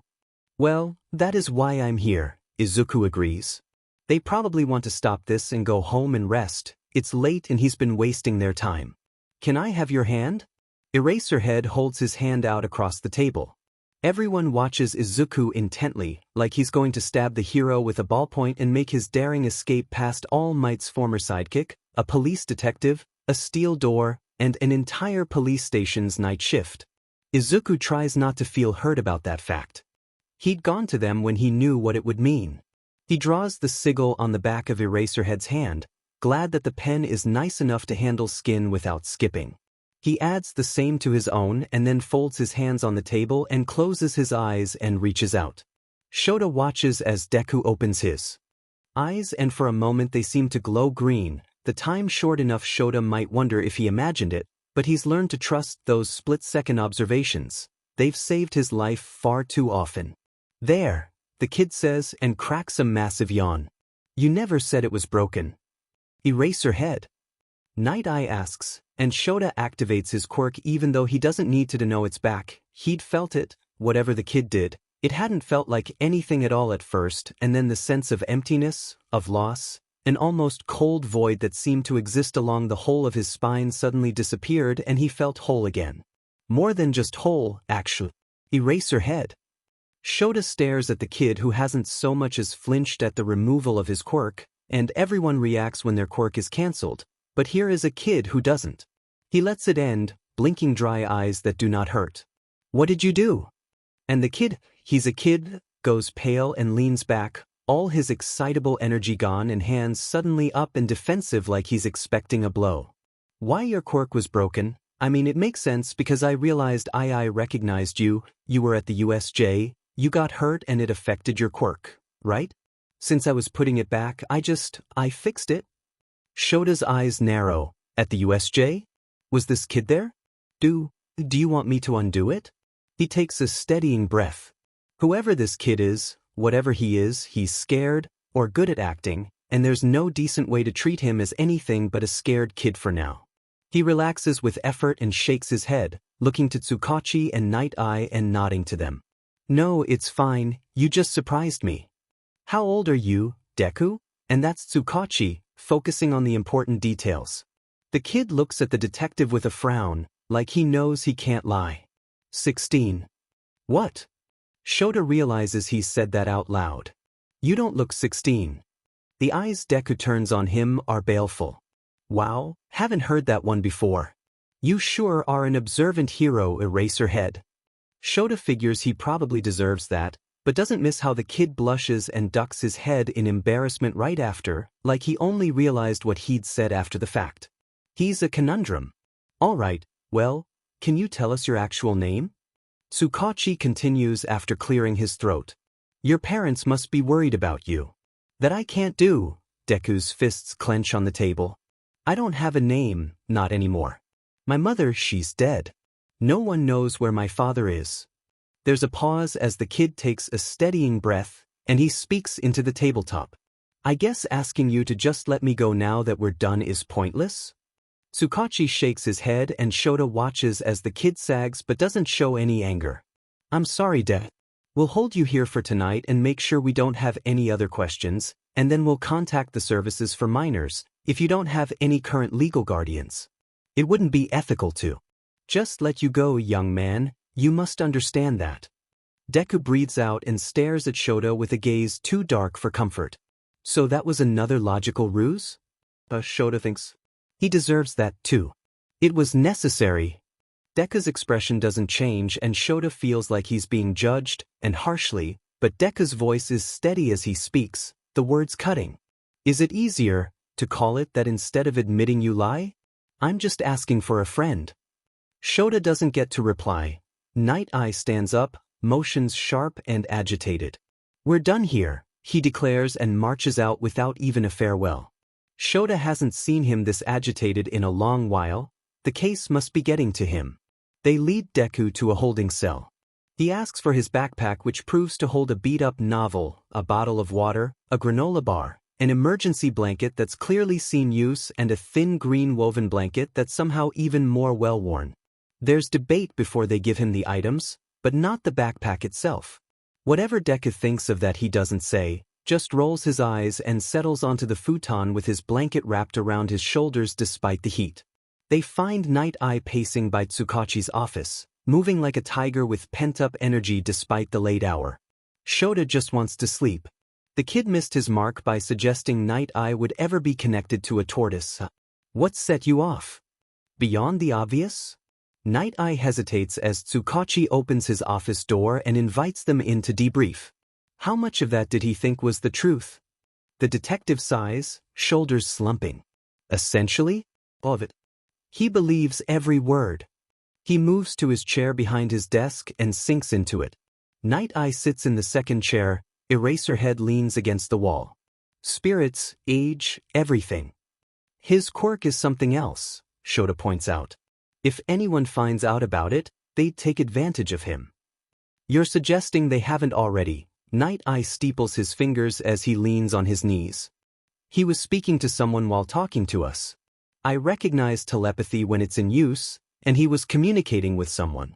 Couple that with his ability to seek you out and knowledge of your position and the trap, and his ability to find our interns and Fatcom's assistant, I think it's safe to assume someone is using him.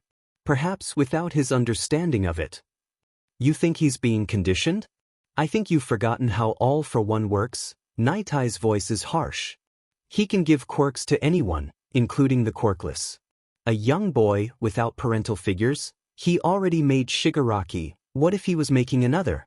This child appears right when we need someone to assist us with quirk-destroying bullets that were created by an enemy of the League of Villains? It's like his quirk was made for this, and this sort of long game is exactly what All for One does. The Yusei, Shota feels sick. He said he recognized me. Exactly, that nods. He may have been involved even then. He might just be a very ill young boy, Tsukachi interjects, the voice of reason. I don't think we should label him without evidence. They all consider that Shota wants to believe the kid is as he looks, young and unsure and afraid, but there's something to his eyes that suggests something darker. I used my quirk a few hours ago. Night Eye pushes himself up and sways slightly, but for Night Eye it reads like he's standing in a gale. Shota moves to his side instantly. I'll check him tomorrow in the evening. If he's connected to the League or the Shy Hisakai, that will tell us. In the meantime, Sasaki, Shota sets an arm on the man's shoulder to steady him. You're going home to sleep. You're one to talk, Aizawa. That's why I'm saying it. If I can tell you're sleep-deprived, you have a problem. Go home. We all need some sleep. The police can watch the kid for the night, and I'll sleep at the station just in case he does try something, all right? Shota heads off that argument before Night Eye can suggest it, and it works. Sasaki sags, which is impressive on a man of his build. It's a bit like watching some complex piece of origami collapse into itself. Go. The station is used to me crashing here. I've done it enough. Having an underground hero with an erasure quirk makes for a lot of backup calls when they can't use suppressants for some reason. Night Eye leaves, and Tsukachi looks to Shota, conflicted. He's a minor. We have rules. I do need to call social services. It's going to be difficult to trace him without a name, Shota points out, but there might be an alternative to that, if he makes a call. But when you do, we should see if he's been in the system, if he's had abusive foster parents, or if they've sold him out. It might give us a lead there. And it wouldn't be the first time, especially if the kid started quirkless the way he said. For now, check the system for quirkless kids in care. I know that's a high percentage of them, but we might lucky. Assuming that part was the truth and not brainwashing, it might make him easier to find. We can hold him for 36 hours while we run things. Tsukachi is already reaching into a drawer for paperwork. After that we'll have to charge him to keep him here. Shota nods because knows the rules all too well. Let's see what Night Eye finds tomorrow. Kid or not, it might be the difference between going back to a foster home and ending up in Tartarus. Namasa grimaces but doesn't argue the point. Go to sleep, he tells Shota. You know where the bunks are. I do. Shota leaves the man to it. Out of all of them, he knows Tsukachi will actually go home to sleep when he's done. He gets 4 hours of sleep, which isn't the worst but could be better, when his phone rings. It's Kirishima, which causes instant worry that morphs into something like dread as his student speaks. I think I recognize Deku, sensei. Shota leaves the room with the 4 emergency bunks. Someone is asleep in the other set and he doesn't want to wake them. Explain. When we went to rescue Bakugo and we were going to the warehouse dash, and part of Shota still regrets forgiving his students for that dangerous exercise. Remember we told you someone gave us an address?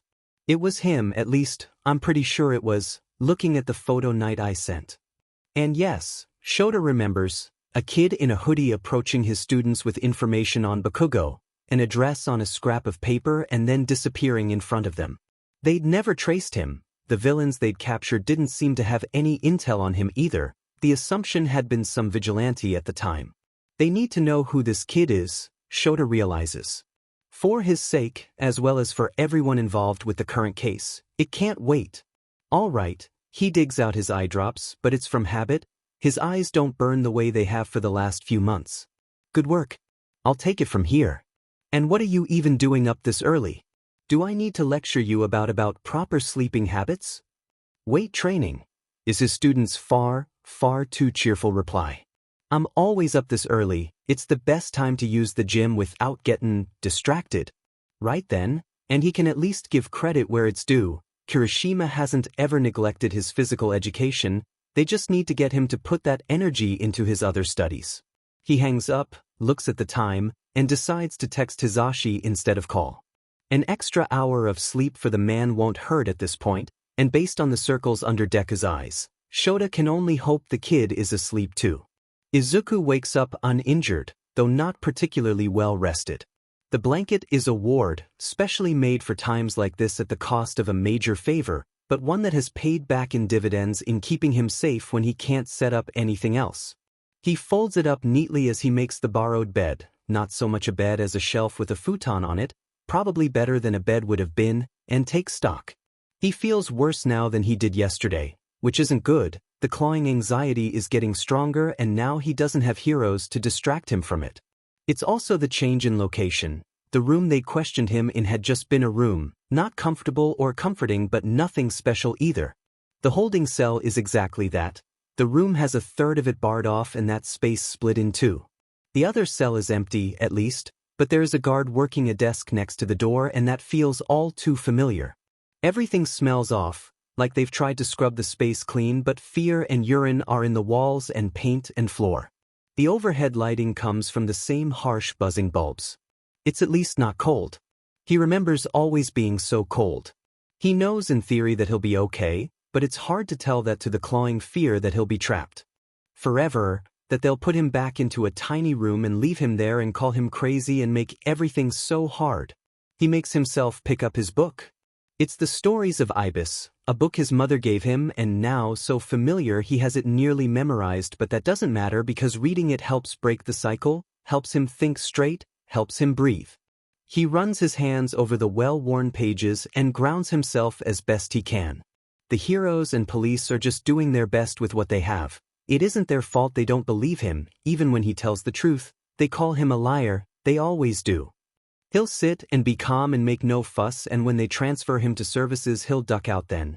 If he leaves now they'll just worry and try to find him, but they won't care once he's someone else's problem. That's how it's always been.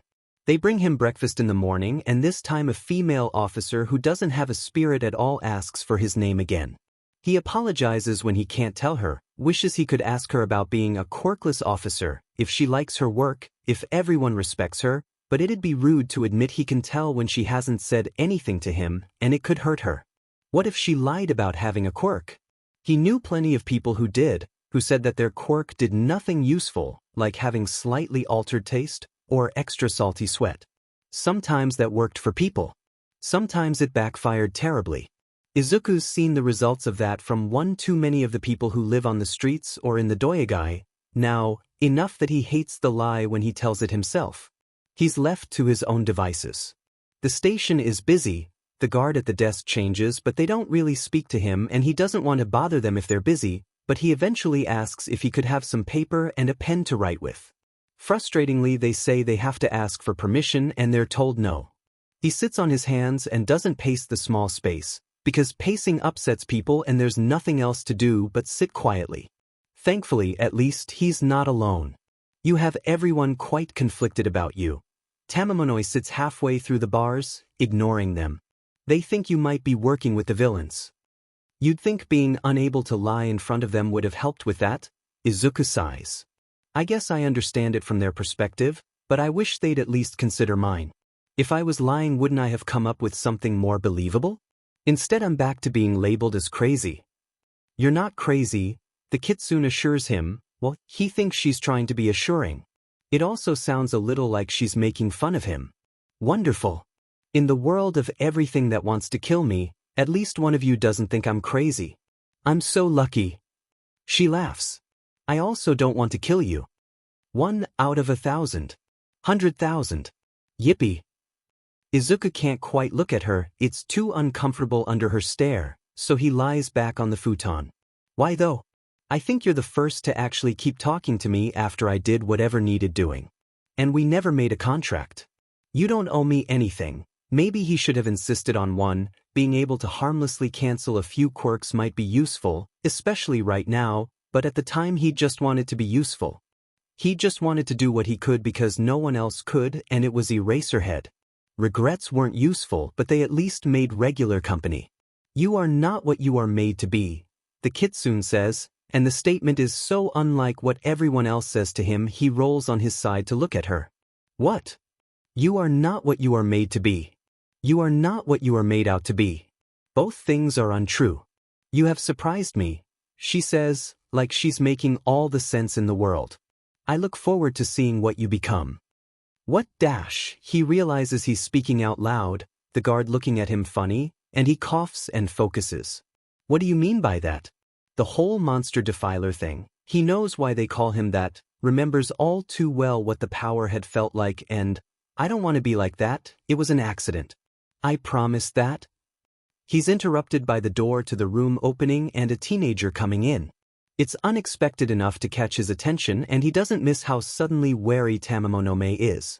Who is he? My human son, she explains as he hands the guard something and then comes to stand in front of the bars.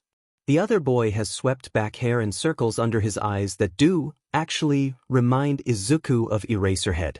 He's in a school uniform and looks like it was a rough morning. Everything about him is slouched and just a bit messy. It reminds him of Kachin years ago now, refusing to wear his tie and always climbing on everything. Izuku shakes the thought away. Why had he suddenly thought of that? Probably because of Eraserhead the night before. When he'd gone in and fixed his quirk, he'd realized why he seemed familiar. He'd been the teacher who'd spoken up to the press after Kachin had been captured. He was Kachin's teacher, and he'd understood that Kachin wasn't a villain, would never be one. He was going to be such an amazing hero. The bars ring from someone knocking on them. Anyone home in there? Izuku flails, realizing he's zoned out, and gets to his feet to approach and realize the newcomer is a full head taller than he is. If he's Eraserhead's kid, it makes sense, he supposes, that they'd let him in. He'd probably be a hero in training. Maybe Eraserhead thought he'd talk to someone his own age easier? Sorry. I was thinking. I could see that. The newcomer has his hands in his pockets and an easy smile, one that almost looks trustworthy except for the way that Tamamonome is watching them both. She hasn't said anything, but her tails are fanned out and twitching, and so far that's meant she's agitated. The newcomer's spirit is a small thing in comparison. A floating blue ball of fire with no distinct features that dives at Izuku's head just to make him flinch away. It laughs with the sound of tinkling bells while the other boy looks on, confused. You okay? Izuku shoves his own hands into the front pocket of his hoodie so that he can clench them. Buzz off. Sorry, I thought I saw a wasp. I'm Deku. Shinso, the other boy introduces himself, but it's laid back. No bow or handshake. Just a nod of his head. You're training to be a hero? Izuku asks, not sure what else he's supposed to say and uncomfortable standing with bars between them. Shinso looks past him at the cell, and Izuku doesn't know what he might be looking for. He hasn't exactly been in here long enough to leave an impression on the place. They don't even have a clock anywhere to check the time, and he hadn't risked bringing his phone on this trip. Actually, do you know what time it is? That at least gets Shinso's attention. It's just after 9. How did you know I was training to be a hero? Izuku stares for a minute before he realizes the other boy is serious. Because you're wearing a UA uniform and at a police station at just after 9 am talking to someone they think is working with villains? I don't think you'd be a general education student. It makes Shinso laugh, though Izuku gets the feeling it's despite himself. And the teen seems to relax from the sort of forced I am easygoing pose he had, going to something a bit more natural. Yeah, I guess you're right. You're smart. I'll just cut the crap if you don't mind. Everything goes away. Izuku feels like he's wrapped, very suddenly, in a dozen blankets, except the blankets are slowly suffocating him. His chest feels tight, too tight, and the blankets cover his mouth and eyes, but he's cold. He's so cold and he can't move. Can't breathe, and he's screaming. Is he screaming? He feels his mouth move, but it doesn't sound like he's screaming at all. In fact, he feels very reasonable. Everything is very reasonable, like it's perfectly fine to be dying. It's important not to fight back, because if he fights back it only ever gets worse. And he blinks as the pain crashes through everything, cutting the pressure away with a knife, but he still can't breathe, and the kitsune has his arm in her mouth, and when he yanks it out he can feel the skin tear. What the hell? He stares at Shinso, who is looking at him in surprise, and the little blue flame spirit is laughing high and sharp and piercing and f-. He hasn't been able to redo the wards because they wouldn't give him a pen. That's how Tamamonome bit him, which means anything else that wants to attack can, and Shinso is glaring at him like he's done something wrong. How did you do that? Izuku clutches his arm to his chest, panting. What happened? He demands, and there's power he's reaching for he never uses. He doesn't even realize he's using because he feels trapped all over again, and the guard moved. When did the guard move? He didn't see her move. One moment they've been talking and the next she's by the door and the bars of the cell are warped. Oh God, how long was it? What did I do? What did he do to me? Tamamonome leans in and puts her forehead right against Izuku's chest, presses it there hard enough for Izuku to rock with it, and somewhere away from her Shinso is talking and the guard is moving and the lights are flickering and his power is everywhere, but all Izuku cares about is the absolute certainty that comes from the kitsune's words. He asked you your name. He asked why you could not say it. I stopped you before you could explain. I am sorry. I did not warn you. It has been no time at all, for humans. That is all. I swear it. I swear it. Izuku strokes her, grounding himself, and she allows it, and later, so much later, he will cry when he thinks about it, thinks about how kind it was that she let him touch her at all, but for now he looks at Shinso and feels validated when the teen takes a step back. You have mind control, he states, mouth full of acid and regretting breakfast. You used mind control on a minor without his permission? And he's Eraserhead's son? And if he's here and he did this? Eraserhead did it. Eraserhead sent him. Even after he'd come willingly and hadn't fought and had done everything they'd asked, Eraserhead had sent him. What was it they said about meeting your heroes? Fdash. Deku, you need to sit down and breathe. I think you're having a panic attack. Shinso backs up again. The guard is trying to open the door, but it seems to be jammed. You need to breathe. I can't dash. And he can't breathe, even with a weight against him that is comforting and certain, and maybe they had good reason, maybe there is some exception to the rule about quirk use, maybe they meant no harm, but right now he can't think, can't care. I can't do this, he admits, voice cracking and shaking, and Shinso blinks at him in surprise as Deku, he's such a effing useless Deku, feels the tears start and he doesn't stop their fall because they'll just keep coming. He squeezes his bleeding arm to put pressure on the bite, and the pain is maybe grounding but also doesn't actually help how he feels right now.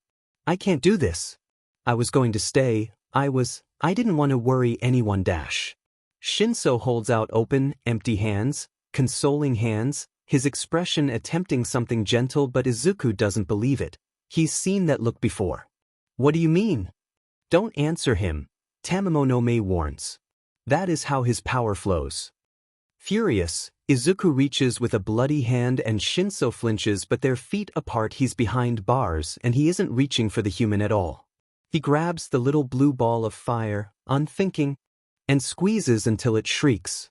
Tamamonome yelps and pulls away from him, afraid or disgusted or shocked, he doesn't know. He doesn't care. He feels cold, ice cold, but he doesn't let go even when his hand starts to blister because he can, to even do this properly. I came because I wanted to help, he tells Shinso as the door to the room opens and Eraserhead enters, hair wild and quirk engaged, but it doesn't matter, Izuku doesn't have a quirk. I wanted to help you. You still can, Shinso says, voice uneven. Eraserhead seems to be caught between trying to break through the cell and worrying what Izuku might do if he's pushed. But Deku, Eraserhead seems to realize that his quirk isn't going to help, and so he stops trying. You don't have to go back to them. You can trust us, we'll look after you. Trust you? Izuku's fingers are smoking, he needs to let go. He throws the spirit as far as he can and everyone flinches like he's throwing a bomb. Eraserhead surges to grab Shinso and ducks down, shielding him as the guard dives behind the desk. Izuku can't help it, he laughs. It isn't a good laugh, and he knows it and he can't stop it, even though he tries. Everyone looks confused up at him because nothing has happened. They can't see anything, they don't know anything, and they never will. He can feel the spirit fleeing, trying to put as much distance between them, even though now Izuku will always know where it is. He makes his way back to the futon and manages to catch his breath as he collects his blanket and book with his other hand. By the time he turns back, the pro-hero is standing at the cell doors, using his capture weapon to cut through the fused bars. Is this another logical ruse, Eraserhead? He asks, and his voice sounds high and weak to him, even though he's trying for cool and collected. You want me to trust you when you send your kid in to brainwash me? We needed to know your name, is the hero's tense reply as he stands in the cell, capture weapon loose in his hands and clearly ready to act. Just your name.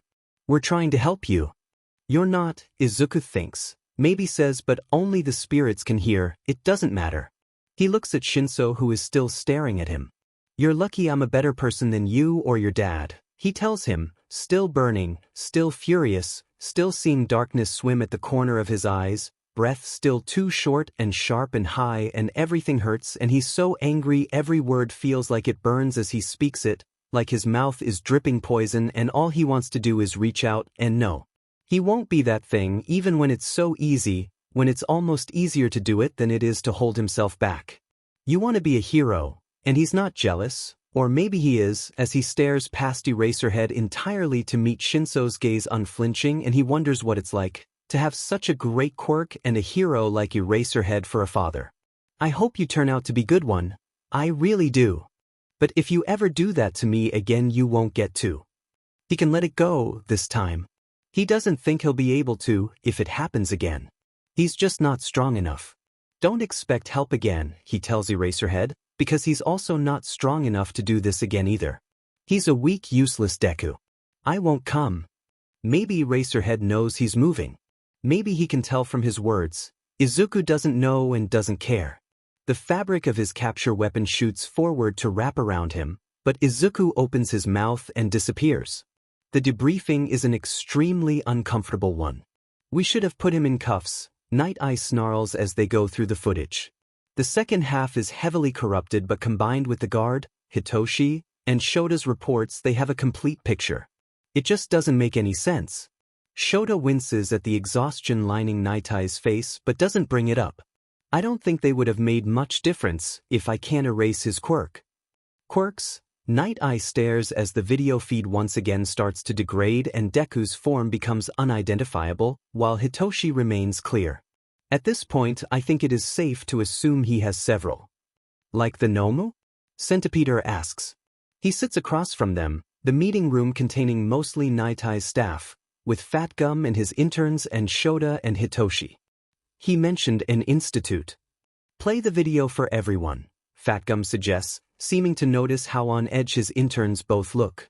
Shota's glad he's onto it. He can't take Kirishima aside right now. Let's get everyone up to speed before we assume anything of the kid. Night Eye types a few commands into his console and the footage plays. It begins with Deku sitting quietly in the holding cell, shifting occasionally and looking at a specific section of the wall. Judging on his body language, I suspect he is speaking with someone here, Night Eye says quietly. It's faint, but you can hear him ask what as well. Shota agrees. Deku's clearly focused on something, though whether it's a hallucination of the boy's making or a telepathic projection, it's hard to say. He seemed really out of it when I came in, Hitoshi admits as the feed shows his entrance. The audio here is fine and the conversation is bland as they discuss Hitoshi's hero status and the time. Then he activates his quirk. Tell me your name. Deku. Tell me your real name. I don't have one anymore. What do you mean, you don't have one? I traded it to the crows to escape the institute. Tubby. What the hell? The video footage and audio quality, originally clear, start to degrade, specifically around Deku. On the recording, Hitoshi asks, how did you do that? But Deku doesn't answer him. Deku clutches at his arm and looks to the space beside Hitoshi and asks, oh God, how long was it? What did I do? What did he do to me? He wasn't looking at me at all, Hitoshi says, though it's obvious from the way Deku is standing from the set in his shoulders, even if the footage looks like it's from a 300-year-old VHS tape. I've never had someone break through my quirk without help, either. What does he grab there? Sun Eater asks as the footage continues to play. I didn't see anything. None of yous did. Hitoshi's hands fist on the table. There was nothing there. His hand was suddenly bloody and he grabbed a fistful of empty air and then my quirk was gone. The room takes on a whole new level of tension as Shota watches himself arrive in the holding area. The bars on the cell had warped, somehow, along with the lock. The officer was struggling to open everything and he remembers thinking suddenly that just because Deku had given them no reason to suspect him of violence didn't mean he was incapable of it.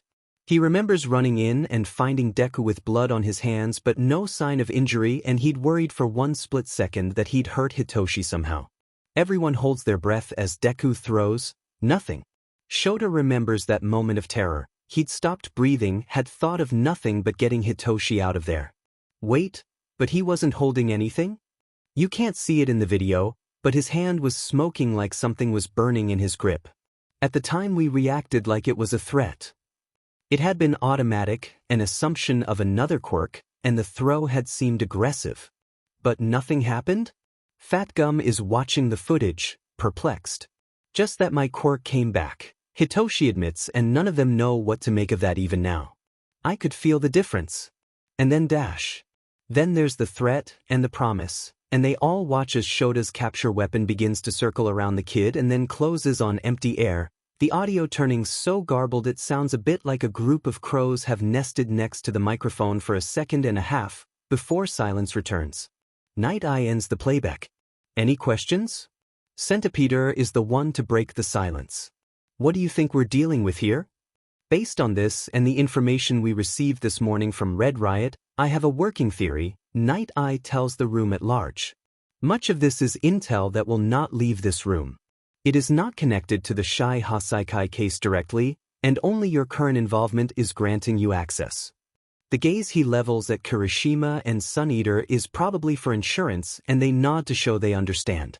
What we know of the Nomu is this. They are made from the deceased, and a process is used to splice several quirks onto them until the multiplied quirk factor causes extensive mutations. The villains we captured when we rescued Bakugo do not have detailed information, but we have gleaned that much of their own understanding. It had apparently been a threat carried out against several members. Failure could lead to becoming part of all for one's experiments. Night Eye waits to make sure everyone understands and then continues. What we also know is that there were experiments done on the living. He does not flinch, but several in the room do. The result of multiple quirks would leave those who survive the process unstable. Fat Gum is frowning, hands nervously flexing against the table. And so young Deku? He knew Bakugo's location, Night Eye continues. He gave that information to Red Riot before the raid. That was what allowed them to find the correct warehouse to mount their attempted rescue. He disappeared on them at that time, after convincing them of the accuracy of his information. He was able to manipulate and restore the quirks of multiple heroes, and also was able to dampen or restrict mind blanks when he was agitated. In addition, I think it is clear that he has secondary effects when upset, the bars warping, the power fluctuations, and the manipulation of recorded data. Shota hates this, but it's the best theory they have. He has far too much information about us, which could be a quirk or outside help. Addresses, internal movements, even family status. Some of that could come from vigilantes. Maybe, if Deku isn't working for the League, but maybe he is. Maybe they have something over him, or just, who did he mean by your dad? Kirishima interrupts and looks at Hitoshi. Is he an officer? Did something happen? Another reason he is a threat, Night Eye answers for them, probably to Hitoshi's relief. There are no public records that should connect Shinso to Eraserhead, and yet he clearly knew. Aizawa-sensei is your dad? You're lucky this room is soundproof, Hitoshi says flatly. I'm adopted. Can we maybe talk about that later? Kirishima seems to realize the situation and quiets down. Right? Sorry. So he knew something no one knows. It's a very well-guarded secret, Night Eye continues, and Dmed right it's well-guarded. they'd taken Hitoshi on 3 years ago and it had been worth every minute of stress and sleepless nights. There was no way in hell was he letting his and Hisashi's work put his kid at risk. I think the major clue, however, is his reaction to Mindblank's quirk. Centipeder is the one to nod and lean forward. His expression isn't exactly readable with mandibles, but his voice is grave. He asked, "What did he make me do?" That isn't what a normal person would say after that experience. He's been mind-controlled before? There's something in Hitoshi's voice that worries Shota, a conversation they need to have later. It isn't Hitoshi's fault. He was the one who made the call and brought him in. I believe the evidence points to this. Records suggest that All for One has taken multiple quirks that allow him to manipulate memories and emotions. He may have been under his control at one time, or potentially someone else's. I made the wrong call, Shota tells the room. I take responsibility for that. He panicked because I asked Hitoshi to speak to him. I believed that leveraging his real name would be useful in understanding what was going on, despite our suspicions of his background. And worst of all, they somehow still don't even have a name. Whatever was done to him was thorough. Night Eye agrees. His answers to Mindblank were nearly nonsense. The only lead we have is an institute, likely a medical facility of some sort. We uncovered several from the League of Villains during the raids. So, what do we do next? Kirishima asks, looking around the room. Do we look for him? No, Night looks, to Shota's gaze, a little pained at the admission. He wonders if anyone else would pick up on it. While I believe he is directly involved with some villains, the specific case we must focus on right now remains the Shai Hasaikai. They are our target. We must stop them before they manage to turn their incidental production into something geared for warfare, and Deku is a dead end in that regard. We do not have much time. I will create a more general warning to issue to heroes on patrol to keep an eye out for this boy and report any sightings. When we have stopped the Shai Hasaikai and Chisaki's plans, then we can form a plan of action regarding Deku, if we have something more to go on. At this point, he has disappeared and we do not have the manpower to track him down, and we will not risk another hero's quirk to draw him out. Night Eye gives Shota a look, which Shota ignores. It was at the time worthwhile. He has stated he will not assist us further. We must assume that will be the case and act accordingly. Be cautious when patrolling. Ensure that your costumes have been upgraded to include the new support armor. Do not be caught in a firefight alone. We'll discuss what our next steps are this evening when the other teams come back in from patrol. Anything else? The meeting disbands after that.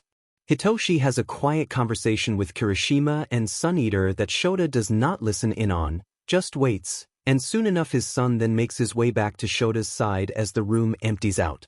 Sorry. What are you apologizing for? Hitoshi has grown so much in the last year alone, but that doesn't mean he doesn't suffer when he thinks he's somehow failed. Not stopping him? Letting him break out of my quirk. Hitoshi seems to hear his own words and scratches the back of his neck. Okay, maybe I'm just feeling sorry for myself. You are, Shota retorts, but he sets a hand on his son's shoulder. You're allowed to, just don't mope about it.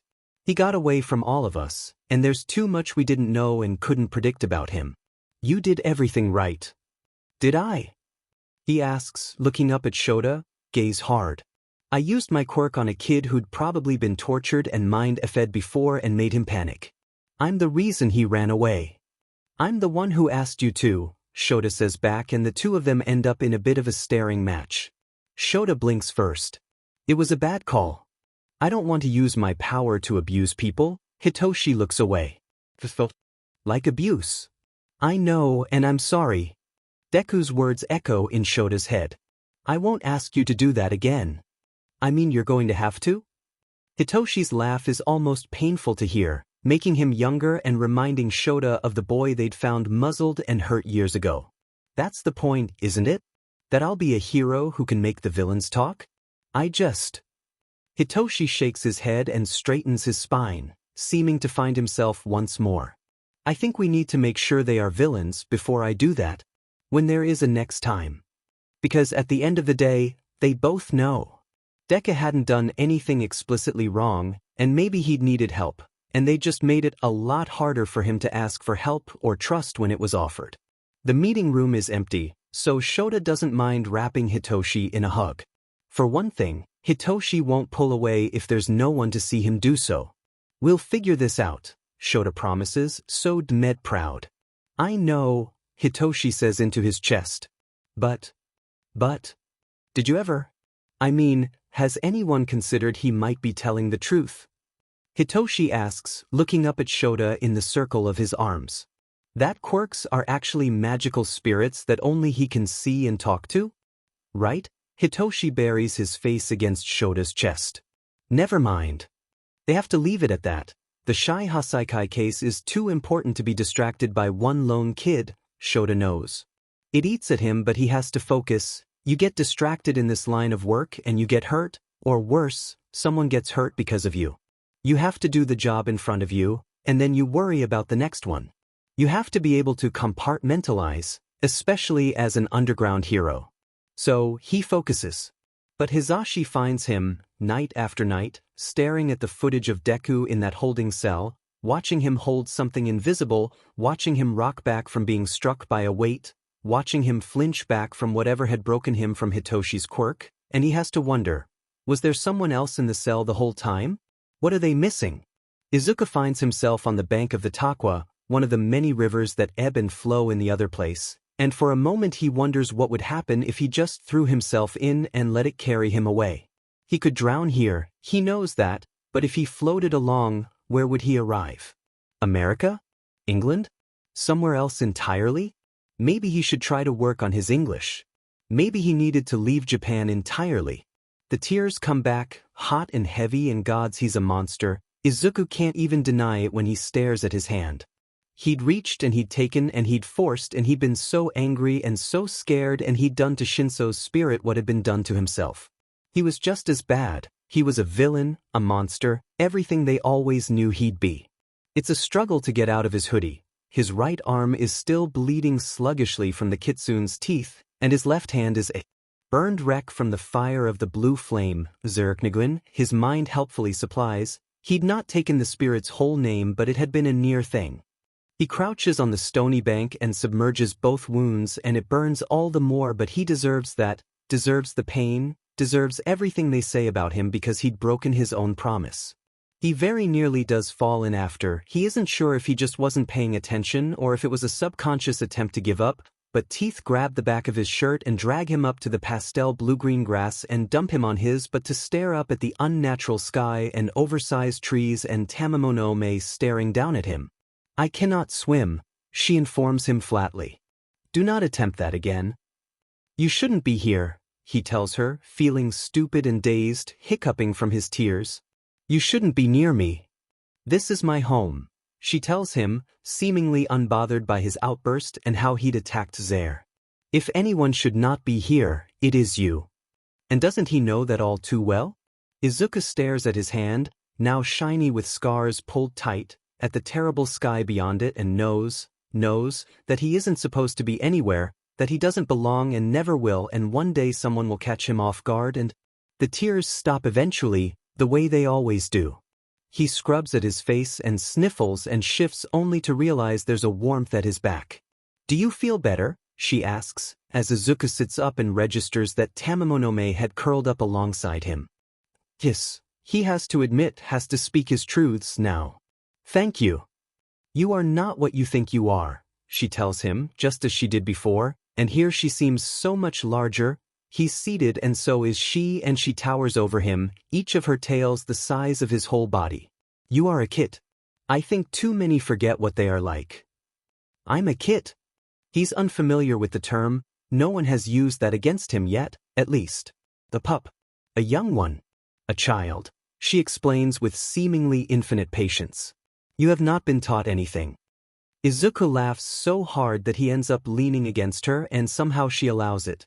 "Oh, I've had plenty of spirits teach me," he assures her, so bitterly that the grass around them wilts at his words. "Every single one of them had me pay them for it too. They taught you what they wanted you to know. Not what you needed to know." She nudges him with her nose. "You are not a monster." He wants to believe her, but he can't, not after today. He pulls away from her warmth, afraid of the false kindness and what it will end up costing him this time. How the hell can you say that? She'd been there, she'd seen what he did, felt what he did, and she must know what he'd done and knew what he could do. You were scared, she says simply. Instinct is something we all must learn to control. It's not an excuse. Izuku makes himself get away from the comfort she represents because she's Eraserhead's spirit and she'd never made an agreement, there was no contract, and he can't afford to lose anything else. It's never an excuse to hurt someone. He collects his dirty hoodie, his blanket and his book and clutches them to his chest. Thank you for staying with me, he finally settles on, because he has no reason to be rude. I'm going now. I could teach you. No, not now at least, and probably not ever. All he wants is to go home and put up his wards and ignore every spirit who bothers him for the next week at a minimum. Go back to your human. He has a case to solve. She slowly moves to stand and he is faced with her true size, her true power as she looms over him. Yes, she says as if unaware of how intimidating she might be. He has his case and a child to save, along with many others. Izuku doesn't rise to the bait. They don't need him. They wouldn't even believe him if he tried to help again. They'd lock him up and he'd lose himself all over again and he's done. Heroes can be heroes. He'll focus on helping the people they can't save. He turns and walks away. He doesn't have the energy to push his way back through to humanity right now. He'll have to find a connection to a shrine and then head home from there. Hopefully he won't end up in Aomori again. He doesn't have any money for a ticket home. Shota hates hospitals. Their victory comes at a cost, as so many victories do.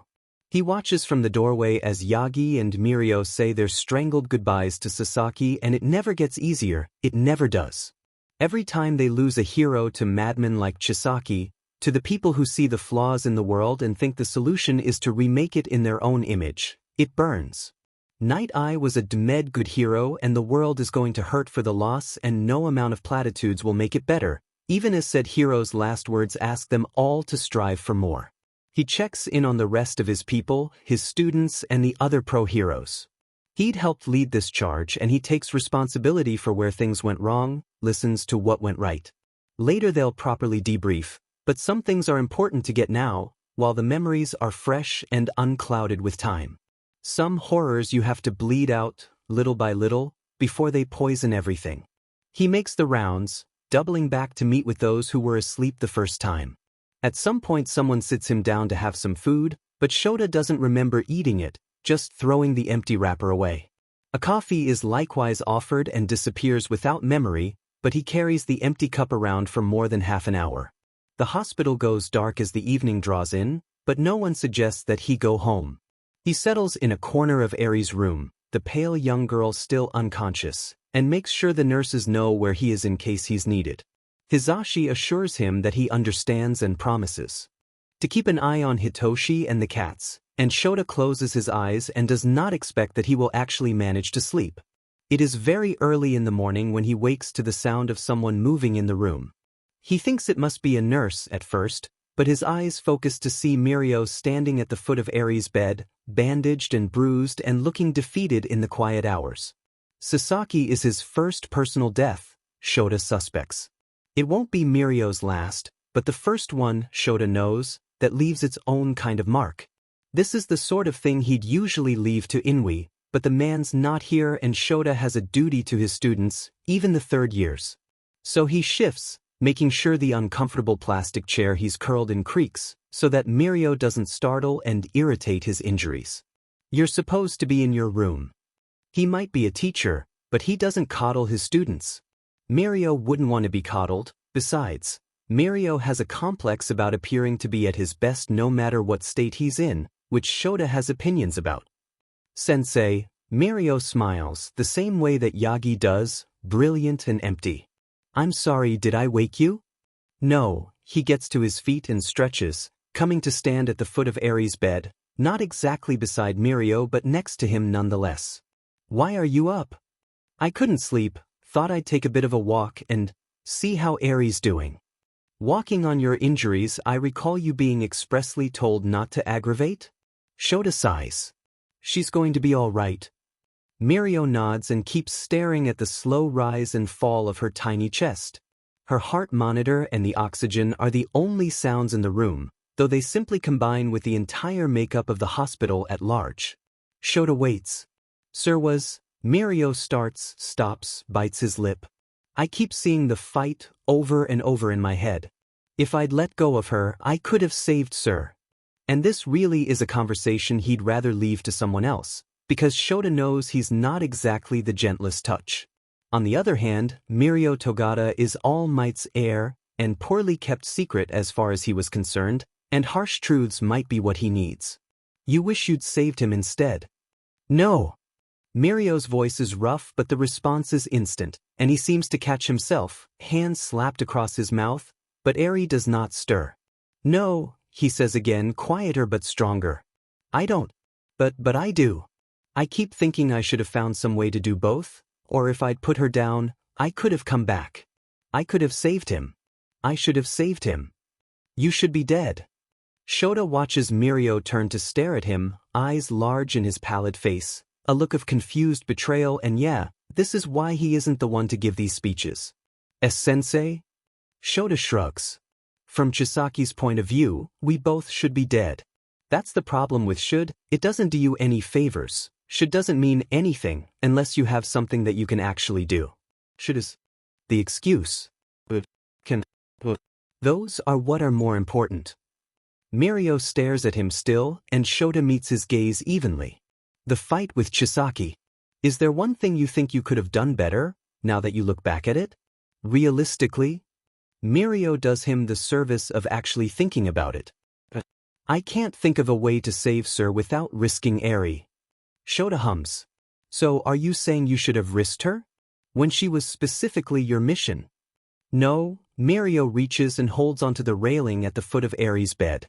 He could dent the metal, Shota thinks, but the grip is careful. Mirio has always been so careful. Suggesting then that Night Eye should have backed off? Should have done anything but fight with everything he had. That no. Should is for when you chose to do something selfish or stupid. You should have listened to your teachers, you should have woken up earlier, you should have remembered a Dmed umbrella. Should isn't for hero fights, unless you think you effed up. Shota doesn't temper his words. You did what you needed to do, what you were trained to do, what you had to do, and you saved a little girl from a SDST. Should is for guilt, and guilt isn't going to get you anywhere. Then why do I feel like this? Mirio bends over the railing and Shota can hear his voice crack. Why dash? Because you're human.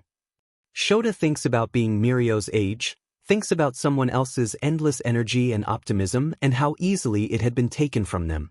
He remembers how that felt because sometimes he still feels it. You're human, and being a hero doesn't trump that. So you're happy Eri's safe and you're hurting that Sasaki's gone and you're angry at Chisaki and at Eri and at yourself because the situation exists, and you're angry at yourself for being angry at a little girl who isn't at all at fault. Mirio's shock is palpable. Shota doesn't stop. Despite what you've been told, heroes aren't flawless bastions of self-sacrifice. No one is expecting you to just get over this, except, perhaps, you. We have all lost someone or something precious, and if you look at the numbers, the chances of a hero dying to protect a civilian are high, because civilians are stupid and easily panicked, and when a 10-ton monster or a toxic gas cloud or a maniac with bombs for hair shows up intent on chaos, civilians don't think. It's not their fault. The average person isn't built to handle this. If they were, we wouldn't need heroes at all. Shota leans back on his heels, hands in his pockets and back cracking as he bends as far as it will go. I'm sure they gave you the line that a hero is someone who moves without even thinking. Someone who goes in and does the job when the rest of the world stays still. And that's all right for someone like All Might to say, but it's only half the truth. Mirio waits for him to straighten before he asks quietly, then what's the other half? The other half is to keep doing it, Shota tells him. Wants to paint it across the walls of UA, but all he can do is teach around the realities his students face because this is something they can't really grasp until they face it themselves. It's to deal with the stupid and the inane and the entitled and remember they deserve to be saved too. It's to get up in the morning after breaking your arms because a businessman was more worried about saving his briefcase than his life in a fight, And that was the call you had to make to get him out of there, and to do it all over again. It's to keep moving even when everything you do isn't enough. Shota's hands are fists in his pockets, but Mirio can't see it. It's to know that even if young Eri weren't going to be okay, that Nitai's death isn't something you can quantify as worth it or worthless. Death doesn't work like that. There's no worthy sacrifice, there's just sacrifice. Shota nods at the bed, at the girl, at the oxygen mask and heart monitor, and at so very many bandages and scars. And there's no world out there where Mirai Sasaki doesn't do everything he can to save her, no matter what it costs him. Because the man was a hero. Mirio is crying in full force now, tears running down his face and shoulders high. He taught me, he made me who I am. Shota doesn't say no, you made you who you are, he just helped you find your way. He says, and you made him proud. It's the truth and what Mirio needs to hear, especially now, especially because you also gave him back Yagi. Those two would have never reconciled without you pushing for it. Don't think that means nothing. Mirio shakes his head. It was always so obvious how much Sir missed him. And when All Might dash, he cuts himself off, probably because he doesn't want to tell. Shota doesn't bother saying he knows.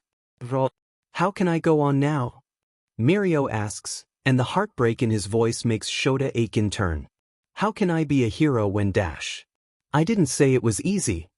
It's like this whenever a student gets hurt, even if Mirio's case is a bit more than most. It's never easy. That's the point. That's the second half. Shota nods at the bed once more. There's a girl who's going to need someone to be her hero, he points out. You know we had to pry her hands from you even when she was unconscious. Mirio looks to Eri and to his own hands. How can I? Because a little girl who's been badly abused really needs a kid who can punch things hard or lose his pants at inopportune times, Shota deadpants. It's worth it for the way that Mirio laughs, watery as it is. You know we'll be working on restoring your quirk. Eri here might have answers for us, and now that the shy Hasaikai dealt with, we can spend some time trying to track down Deku. Shota doesn't know if he's glad or disappointed that they hadn't found the kid in the raid. The vigilante who helped Tamaki? Mirio shakes his head. But overhaul, he said these ones were permanent. He said a lot of things. Shota shrugs again. The point is, the world isn't over, you're still here, and there's a little girl who's going to think that everything that's happened is her fault, because, unfortunately it is. Even though she's not to blame, she's the reason. Shota has also seen just what kind of damage that can do to a child, and God's only knows what she's experienced until now. We're going to have experts in to talk to her. I'm not laying this all on you, you're still a student. But I'm going to tell you, Mirio, she's going to need to see that people don't blame her for what Chisaki did to her, not just hear it. A familiar face will help with that. Mirio wipes at his face with his bandaged arm, and he looks better now, Shota thinks, more solid on his feet. Sir said that sometimes, saving someone doesn't stop when you pull them from the building. That's why I have to keep smiling. Save everyone with a smile, and that's All Might's thing, and Sir Nitai's thing, and maybe it'll be Lemillion's thing, maybe. I think there's value in smiling for others who need it, he says, and knows that Mirio knows his thoughts about All Might's smile. I think they forgot to teach you something else, though. What's that? You're allowed to cry too. Don't be the hero who never gets hurt. Who never hurts. Who never feels anything and never shows it. At least, that's my opinion on things. He heads back to his chair and folds himself into the uncomfortable plastic.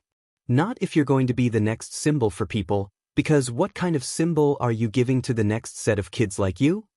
Shota leans back, looks into Mirio's expression, knows that he's given the kid emotional whiplash, but hopefully some of it sinks in. But most of all, I think you're going to be a hell of a hero, however you decide to do it. Even without my quirk? Remember who you're talking to. Mirio laughs, a little less watery this time. Does that mean you'll be giving me lessons on using a capture weapon?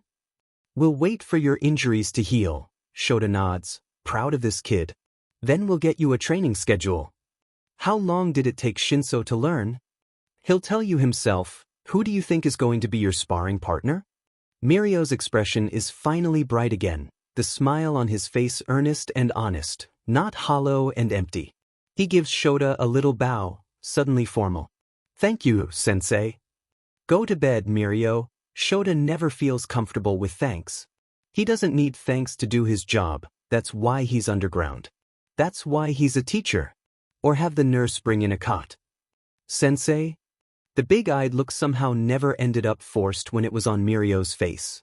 "You'll make your injuries worse sleeping on one of these chairs," he tells him, already yawning and closing his eyes, even if it's mostly for show. "So if you're going to keep watch, at least do it properly." He pretends to sleep, which keeps Mirio from thanking him again, but he watches through his eyelashes as another bed is wheeled in. Apparently Mirio rates something better than a cot, and he hears when Mirio settles under the covers, and when his breathing evens out into something deep and steady. Only then does Shota pull out his phone. It's late, or early, but that doesn't mean much to the underground and the vigilantes and the people who sometimes fall in between.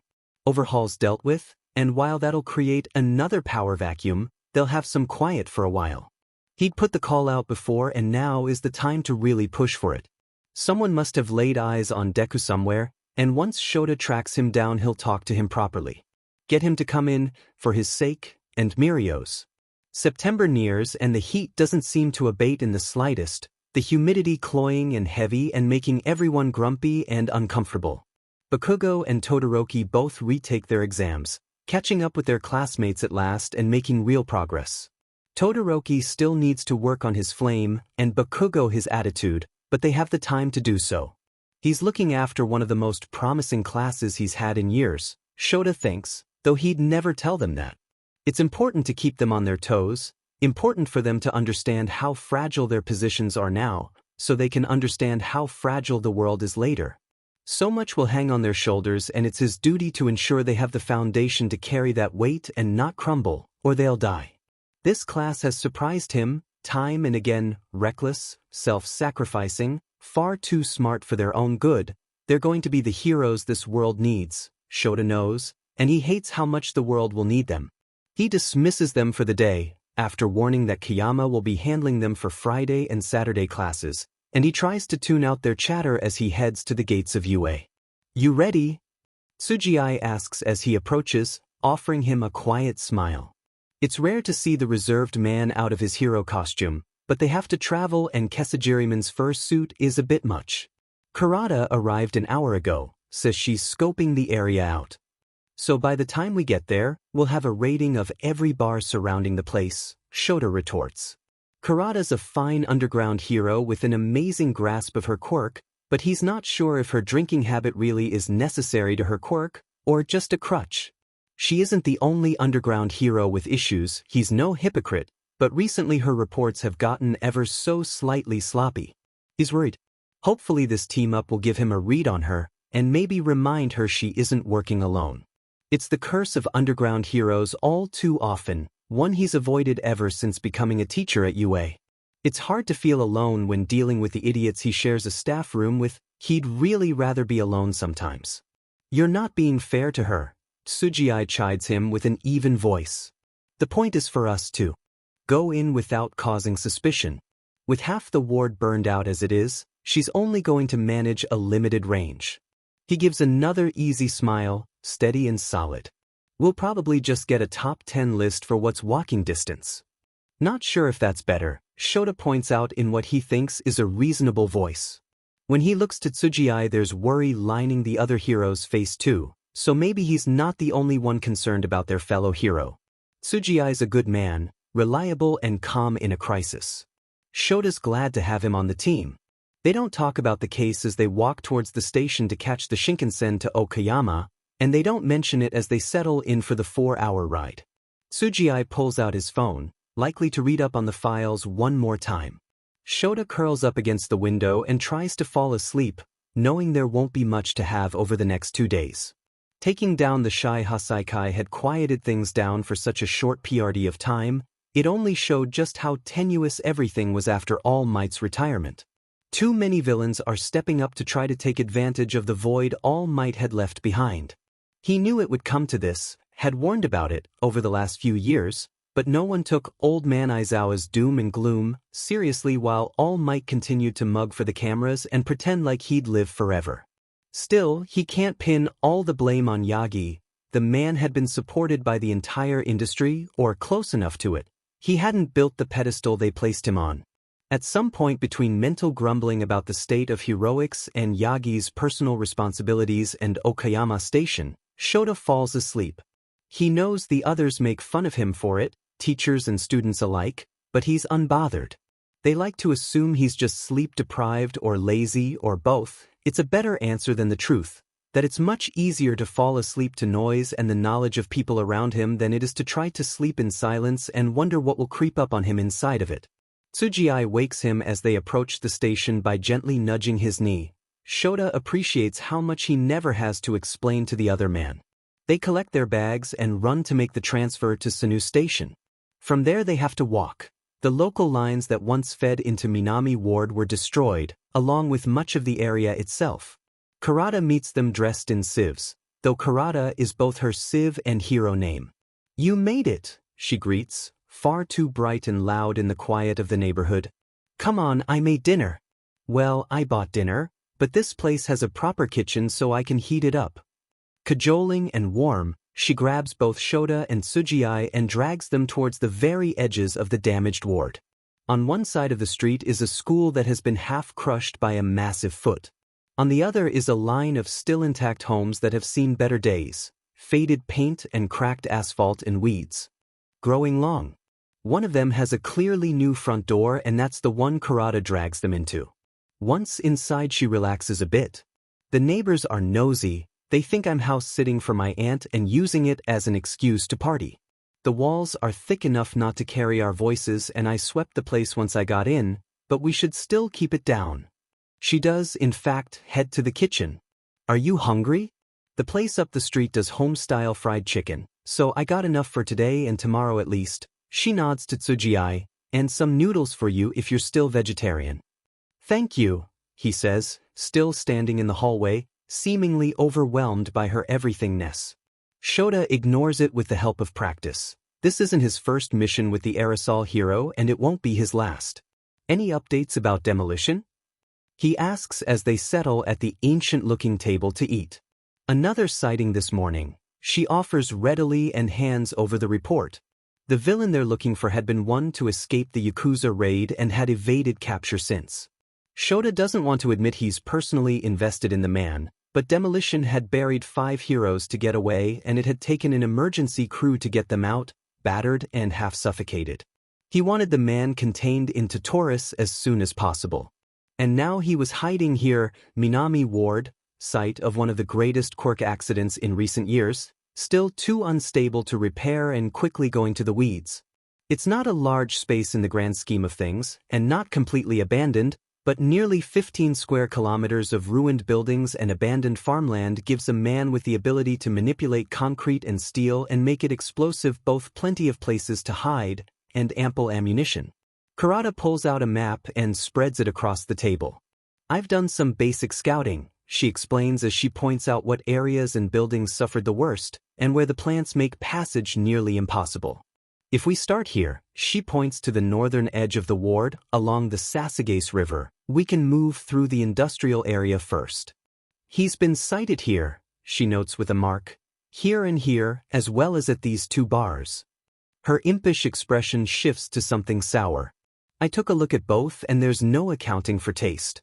Shota looks at the map and wonders at the timeline they have. He may need Kiyama to cover his class for another day or 2 if this is all they have to go on. "Let's start there," he agrees, trusting Kurata's judgment. "Tsuji can take buildings from the bottom up, and I'll work top down." They plan as best they can, because no plan ever really survives meeting the enemy, and then don their hero costumes and get to work. Shota doesn't let himself get distracted on the field, which means he isn't thinking about Deku at all, which means that when he stumbles on the boy, almost literally asleep in a tidy corner of the otherwise dilapidated office building, he nearly doesn't believe it. Unfortunately, Deku seems to believe in him because he wakes with a jolt, then screams in abject horror, and a moment later Shota is too late to stop him from jumping out the window. There's no glass to stop him, but it's still a 2-story drop onto a metalworking plant that is nothing but rusted metal, and Deku had jumped. Shota follows before he even realizes his feet are moving, capture weapon anchored to give him a safer route down. Eraserhead. Report. Kesajiriman's voice cuts through the radio. Found someone, not our target but another case, he explains tersely, searching in the pre-dawn light to see where the problem child had gone. This area is more densely built than the others, but he hears the rattle of scrap metal and focuses in on it. He's moving west. Engage carefully, he's a minor. I want to try to talk to him, he can teleport if he gets spooked. But Deku hasn't yet, Shota notices, and he hadn't when they'd taken him into the station, not until he'd felt threatened and overwhelmed. Shota doesn't know if it just takes too much energy, or if he needs an accomplice, or if what Deku had said was true, he'd wanted to help. Now he needs to try to make things right. DMN, he's quick. Kurata exclaims. He went to the blue building with the caved-in roof, climbed up the debris and through the second-floor window. Do you want me to follow? No, keep an eye on the exits. Kesajiriman, you too, I don't want any other surprises to show up, but he's just a kid. I'll go in, he's not a threat. At least, that's what Shota tells himself. He doesn't want to believe Deku is a threat. He could be when threatened, but Shota isn't going to threaten him, he just needs to talk him down. And apologize. He at least has a lot of experience talking down hyperactive teenagers at this point. Apologies are less familiar. The ground entrances are all boarded up, but true to Kurata's words, there's basically a ramp of debris leading to the second floor, and a window broken open waiting to be taken advantage of.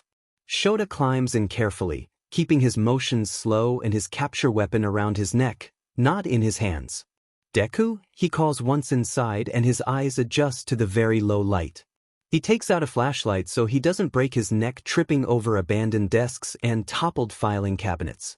I just want to talk. There's silence and Shota steps inside further, heading upstairs when the second floor proves empty. There's a gaping hole in the stairwell, but he can also see the dust has been disturbed across from it, and if he listens very carefully he thinks he can hear Deku's heavy breathing. He climbs across the missing stairs and examines the third floor, which looks much the same as the second, save for having a few less desks and holding one wide-eyed teenager who looks, Shota thinks in horror, even worse than he had when he'd met him. You have to be if kidding me, Deku? Croaks, and his voice is rough. Dust? Disuse? Or the plant pollen in the area. It's dangerous, if exposed to it for too long, one of the reasons the area is still mostly uninhabited. How the hell did you find me? We're looking for someone else, a villain named Demolition. I'm just as surprised to see you here as you are me, I think. Honesty is probably the best he can do right now. Look, that.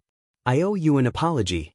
I'm sorry about before, if we'd known you'd be triggered, I wouldn't have had Mind Blank get involved like that. Mind Blank. Deku is a few feet from the wall of windows and these are mostly intact. Shota really hopes he doesn't try to make a break through them.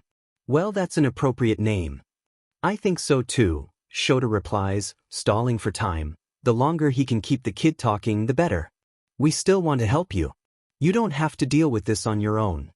Deku looks at him, looks past him, then beside him, and Shota instantly throws an arm out trying to see if it will connect with anything at all, whatever invisible accomplice or jailer Deku has.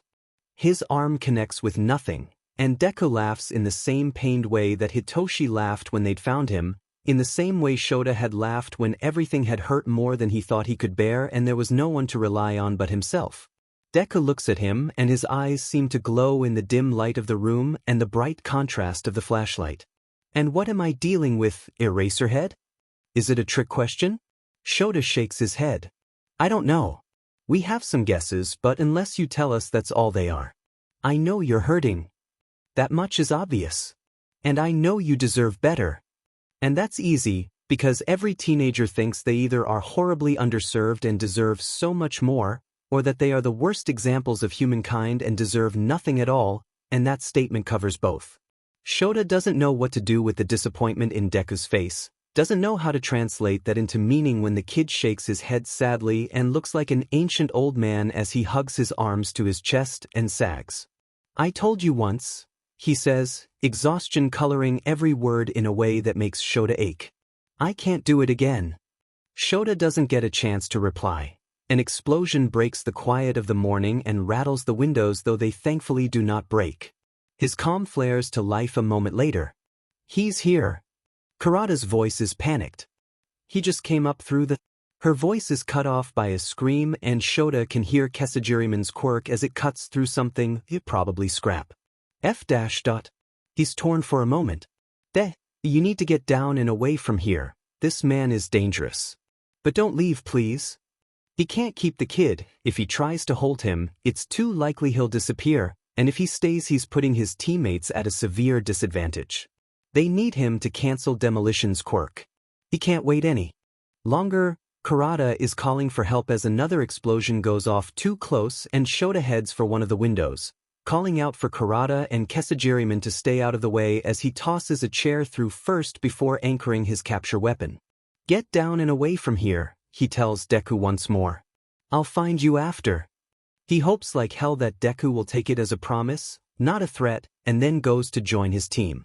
You could have warned me. Izuku snaps at Tamamonome as he hurries to get outside and away from a wall of glass. I nearly said myself. I didn't realize you were here, Kit, she tells him, sounding defensive. You had wards to hide yourself.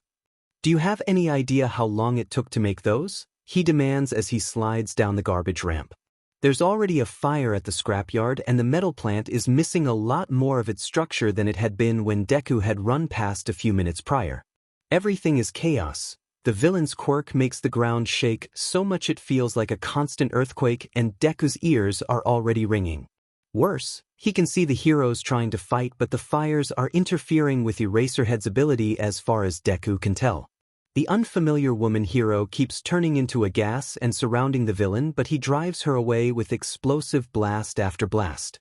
There's a third hero who Izuku recognizes a moment later as Kesajiriman, who gets in a lucky shot, but all it does is enrage the villain more. Izuku keeps back but can't help but watch. When he'd been a kid, he'd run towards hero fights, not away, and he knows now how stupid that had been, how dangerous, but he was obsessed at having the chance to see them at work, to see their spirits and how their powers translated into quirks, to understand what it meant to be a hero. Now he's faced with seeing 3 pro heroes, 2 certified underground ones at that, facing off against a villain with an explosively powerful quirk. The villain's spirit is a mid-sized boar with overly large tusks and blood-red eyes, and Izuku can't quite connect the heroes and spirits moving around at first glance. Tamamonome is standing with him, not Eraserhead, and there's a small pixie creature flying around at high speeds his eyes can only barely register, and a very large stag hanging back and watching the proceedings with a calm gaze. Eraserhead uses his quirk to pause the villain's explosions, and Kesajiriman takes aim and moves so quickly there's a clap of thunder behind him, but somehow Demolition predicted it. He's out of range, and while he might not be able to cause explosions, he's still immensely strong, Izuku realizes. He picks up an entire car door and uses it as a shield as he charges at Eraserhead. Izuku doesn't get to see what transpires next, because 2 things happen. 1, he realizes they have an audience. More spirits from various people in Minami Ward have arrived, probably to see what all the commotion is about. The other is the boar is charging him. He might have wards set against direct harm, but a spirit can still send him flying into a wall if it has enough power in its push. Izuku hits the metal siding of a shed so hard that it dents under his frame. Deku! Eraserhead calls, and there's an explosion instantly after, and no, he can't do this. If he distracts the heroes, they'll get hurt and they need to focus on the villain. He has to get up and get away before they worry about him, get away before they try to help again. You must move, Tamamonome says with urgency as Izuku staggers upright. And you will leave the kid alone. He has to assume that's directed at the boar spirit. It screams in anger, and Izuku can hardly believe it because no spirit has ever fought for him willingly. He blinks his eyes to try to focus, and there's a hand helping him up. Easy there, Tiger, says the woman. She's tall and dark-skinned with her hair done up in a big ball on top of her head. My name's Kurata. We need to get you clear of here. He gets up with her help, his back aching and neck sore. I'm okay, he tries to assure her. You need to help them. What kind of hero would I be if I let a cute kid like you get hurt? She asks as she gets her arms under him and he's being carried, and she sounds so sure. It's such a heroic thing to say as there's explosions going on around them, and he should say no, he should help, but he'll only get in the way. So he wraps his arms around her so she can carry him easier, and they move to get out of range. They only get a few feet before Tamimoe shouts, "Look out," and they both go down in a tumble of arms and legs, and there's fire all around them now. Izuku can't hear anything, his ears are ringing from the explosion that rocked the ground, and he can barely see or breathe, and if he can't, the heroes can't. He has to do something. Kurata is coughing beside him and tugging, but he plants his feet and does not move.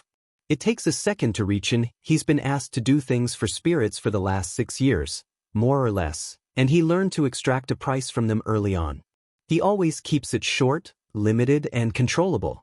He will never enslave a spirit against their will. "Wangi," he calls out. "I need your help." The spirit arrives a moment later, towering over Izuku and looking almost angry until it registers the fire around them. "Well, at least you're not wasting my time," he says, his green-blue scales glittering in the light. "Help me put this out and your debt is paid." Izuku doesn't waste any time, and neither does the spirit. He places 2 webbed hands on Izuku's shoulders, and the power that flows through him is just like water, like a cool river across tired, aching feet, like the pull of the tide, growing stronger and stronger until it's a waterfall. The fires smolder around them in quick order, and Kurata looks at him in appreciation. "That was some quick thinking, kid," she tells him as there's a lull in the battle. "But now we have to go dash." Demolition screams in rage, and the resulting explosion blows the building behind him up and back. "So much for taking him in quietly," Kurata mutters under her breath. "Kiddo, I need you to go." She points. "This guy's no player. Now scram." Izuku nods, but he's not looking at her. He's looking at Eraserhead fighting Demolition, moving so quick with his capture weapon wrapped around the villain's arm, but it doesn't seem to slow him, and he uses Eraserhead's momentum to fling him back and then charges after him, and Izuku sees the moment Eraserhead hits the wall of scrap metal. He sees the spray of blood as the rebar goes through his chest, above his heart and below his shoulder. He's already moving, his feet jumping into action before his head can even think, as the swordsman hero charges and knocks Demolition back. He can feel when Eraserhead blinks, because the boar spirit howls, and so does Demolition, and he blasts Kesajiriman back, and then grins monstrously as he simply puts his hands on the rebar jutting out of Eraserhead's chest and charges it. Izuku moves. He doesn't think, not really, though he'd have done it even if he had been thinking. He runs, and while he's running he pulls. There is the sound of crows.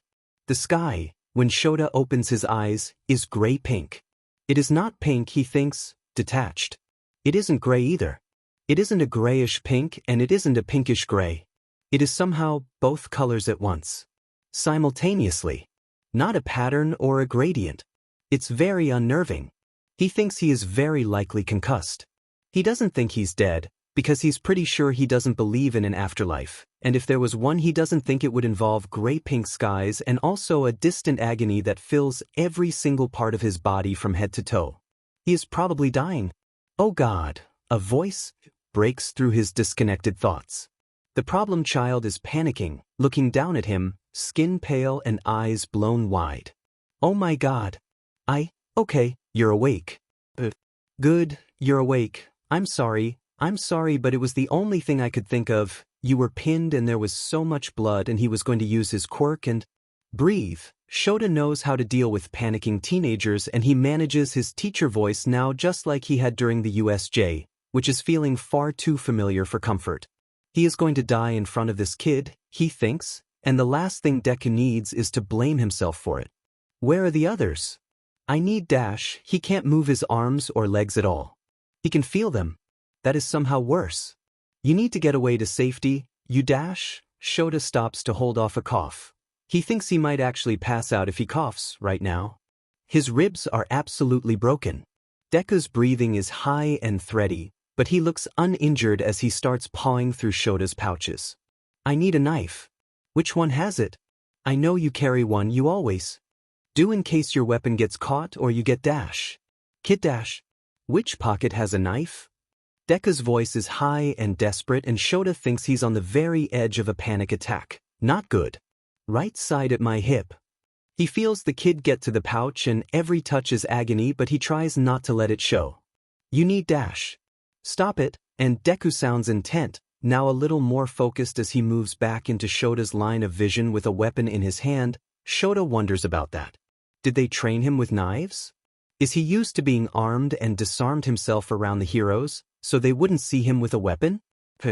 Okay, so the good news is that I managed to bring you here and you're not going to die from an explosion, he tells Shota, trying to sound comforting while moving to his shoulder and cutting away at his shirt where the rebar had gone through him. The bad news is I think I broke every bone in your body to do it. Kid, what? Shota doesn't know what the hell is going on. It hurts to even turn his head to try to look at what Deku is doing. Somehow the rebar is gone, he realizes, because he's flat on his back now, not leaning against a pile of trash. Did Deku move him? His thoughts being slow could be blood loss. If he was pulled off whatever had pierced him, but the ground feels cool and there's grass under his hands and the light, he realizes the light is too bright for dawn. How long has he been out? Where are we? What time is it? Where are the others? Everything is unnaturally quiet against the bubble of blood in his chest and the ringing in his ears. He can't hear explosions anymore, and his calm is missing. It's going to be okay, Deku says with a terrifying grimace of a smile. As for where, you could say you're in my personal hell? Deku does something, Shota can't see what, but it feels strange and the pain starts to abate slightly. I usually call it the other place, or when I was a kid it was the spirit realm, and when I'm in a mood it's just hell because it might as well be, but it's never told me its name. Why would it? The kid does something to his hands. Is he drawing on them? And moves to cut away the bottoms of Shota's jumpsuit legs and does the same to his aching shins. The other good news is that your spirit really likes you, so you're not going to die from shock or blood loss either, which is good because I don't think I can do this on my own at all. Are you ready? Shota begins to tell Deku to calm down, that he isn't making any sense, that he needs to look for the others. It'd be good to get the kid away before he kicked it, but before he can manage to speak another voice curls through the air and shocks him to his bones. I am ready. He wrenches his head to the side, the movement causing agony even against whatever it is that Deku is doing. Looking down at him from barely a foot away is a giant white fox. A giant white fox with far too many tails and somehow an expression of amusement on her. Giant white fox face. He doesn't know why he knows she's a she, or how he knows she's the one who spoke, or how that voice had appeared in his head unlike any telepathy he's ever heard. He doesn't know why she feels so familiar either, save for a silent nagging feeling he is consciously ignoring at the moment in sheer what the ever-loving disbelief. Deku, meanwhile, ignores his apparent confusion, or perhaps Deku can't see this hallucination, perhaps it's the blood loss, or the plant toxin. Those plants in Minami were quirk-made and very dangerous. He remembers that they'd been warned not to disturb them. The explosions could have done something. Shota tries to think, tries to focus, tries to speak as Deku puts his hands on Shota's shoulders. Bloody hands, Shota thinks, bloody fingers, and then Deku glows. Izuku's never done this before and he's scared down to his bones. He'd been so stupid to bring Eraserhead through, but there'd been no other choice.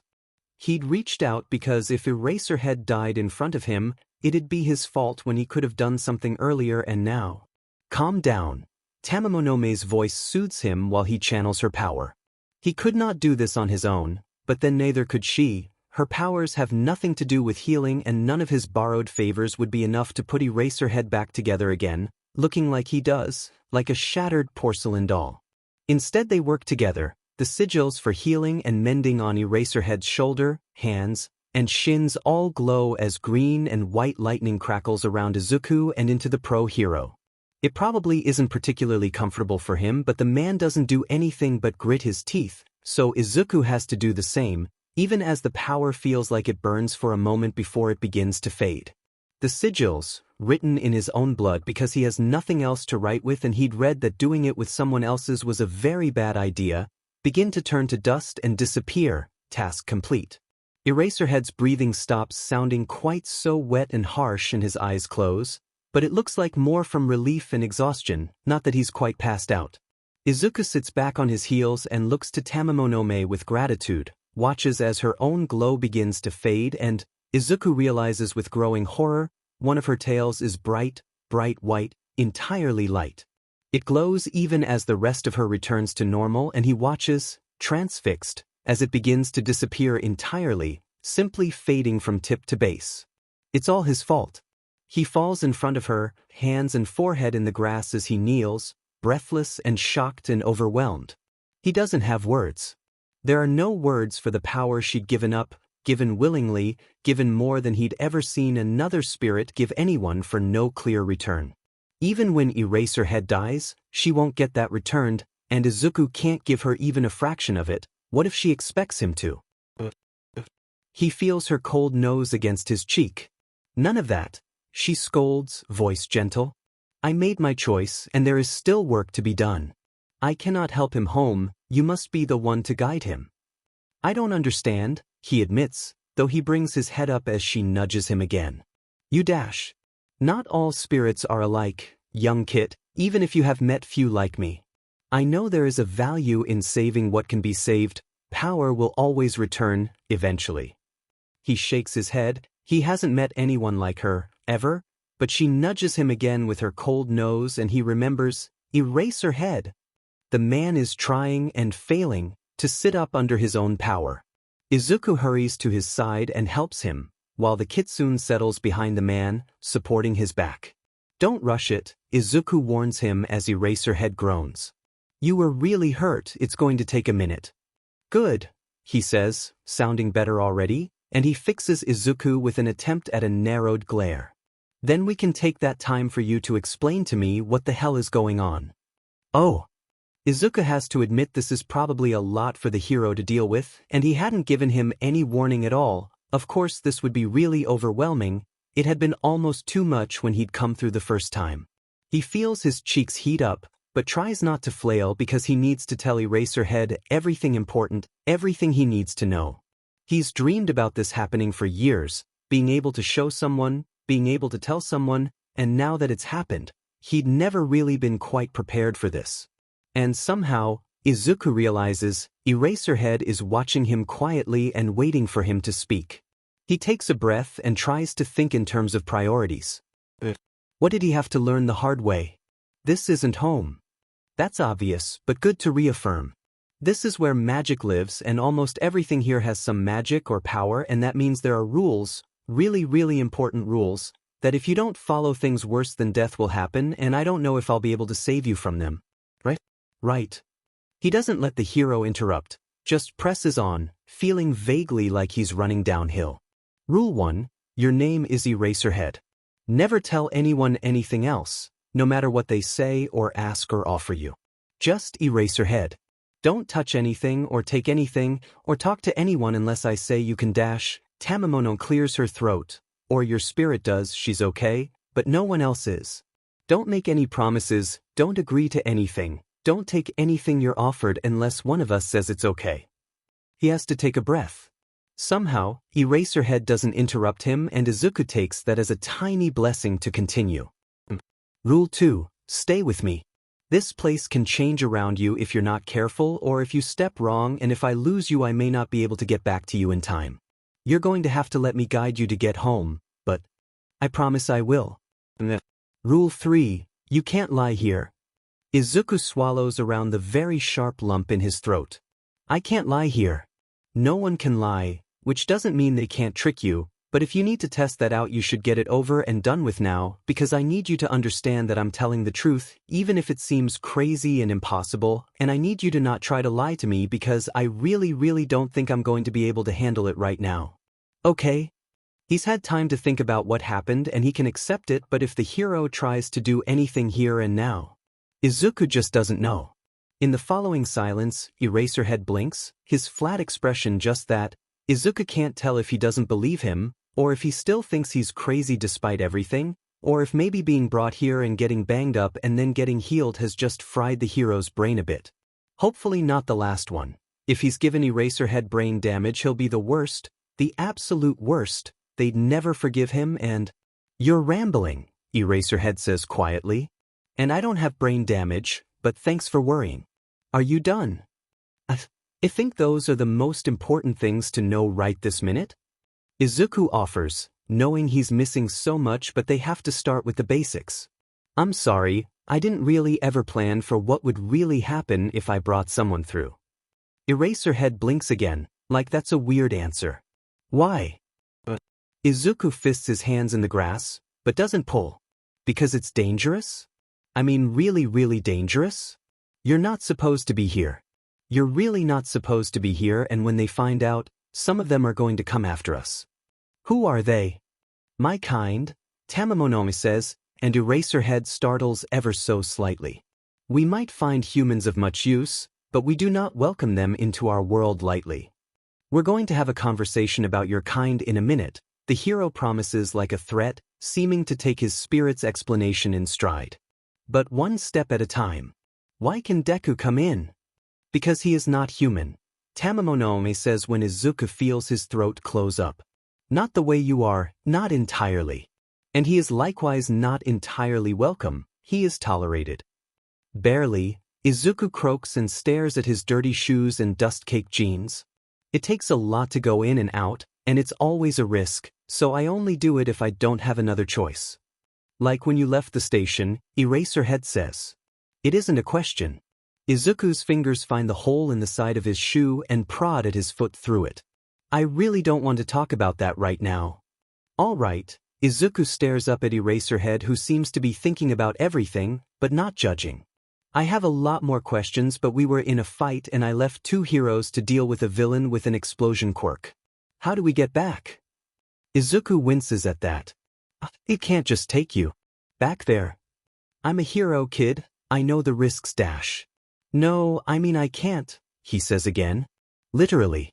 I basically pulverized you to get you through to here in the first place, like forcing you through the eye of a needle, and I burned a lot of power to do it. The only reason you're alive is because your spirit helped me heal you, and even if I could push you back through the barrier, you'd end up the same way or worse and I wouldn't be able to do anything out there. I can get us home, but we need to find a weak point. Eraserhead frowns, his already thin lips disappearing. What does that mean? We have to move. I don't know where we are, right now. This is an area I've never been to. So we have to get somewhere familiar before I can get us to a place where the barrier between there and here isn't as strong. Usually that means there's a shrine on the other side and I can hopefully help you through from there.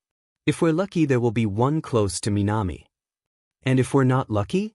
Then we keep looking. Izuku swallows at Eraserhead's glare. If we just take the first one that shows up, we could end up in America. Or France. I ended up somewhere in South America, once, in a rainforest. Usually, though, I'm pretty good at staying in Japan. Eraserhead closes his eyes and Izuku worries as the man sighs, raises his hand, and covers his face. How is this my life? He mutters, and Izuku has never felt a more kindred spirit in a set of 4 words before. I don't know if it helps, but I ask myself the same thing every day. The look Eraserhead gives him between his fingers says it doesn't help, but Izuku feels better anyway. The police have Demolition in custody and the fires are all out, thanks to the kid and Kurata's quirk, but Tsuji cannot relax.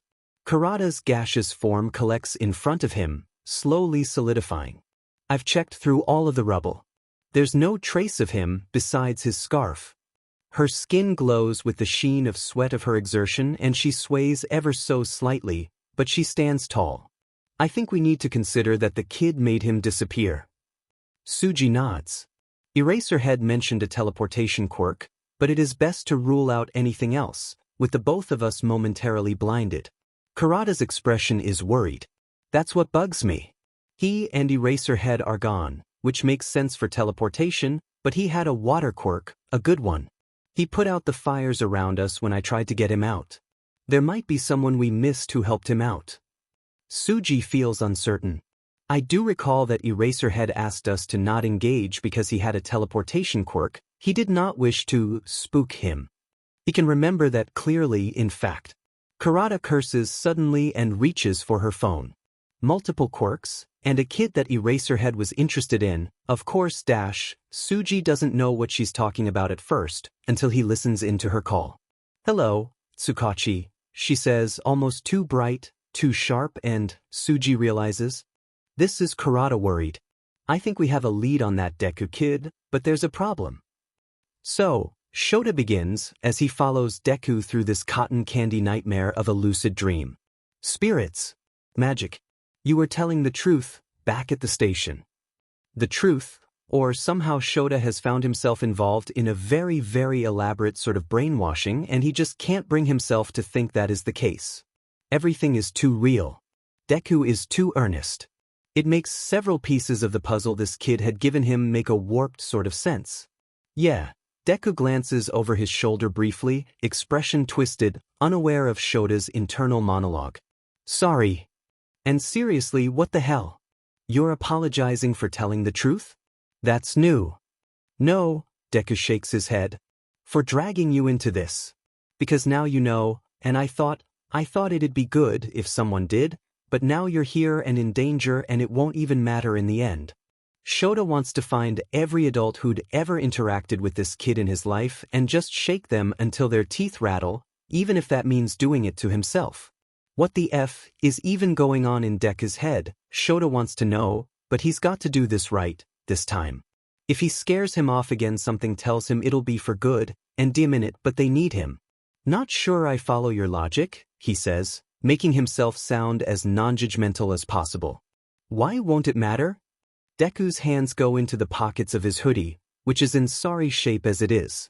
Every line of his tiny frame reads defeat as they walk through an impossible reality that this kid has apparently lived for years. I didn't think about it before, not properly, until the thing at the station. When I tried to tell everyone then, I realized that it doesn't matter. Still not following, Shota keeps his hands in his own pockets and his voice as teacher as he can make it. Next to him is his spirit guardian fox thing, and every so often it gives him a look, but he's only human and they've got to take this one med thing at a time or he will have an honest-to-God meltdown. Because it doesn't change anything, Deku says explosively, turning to face him, his expression tortured.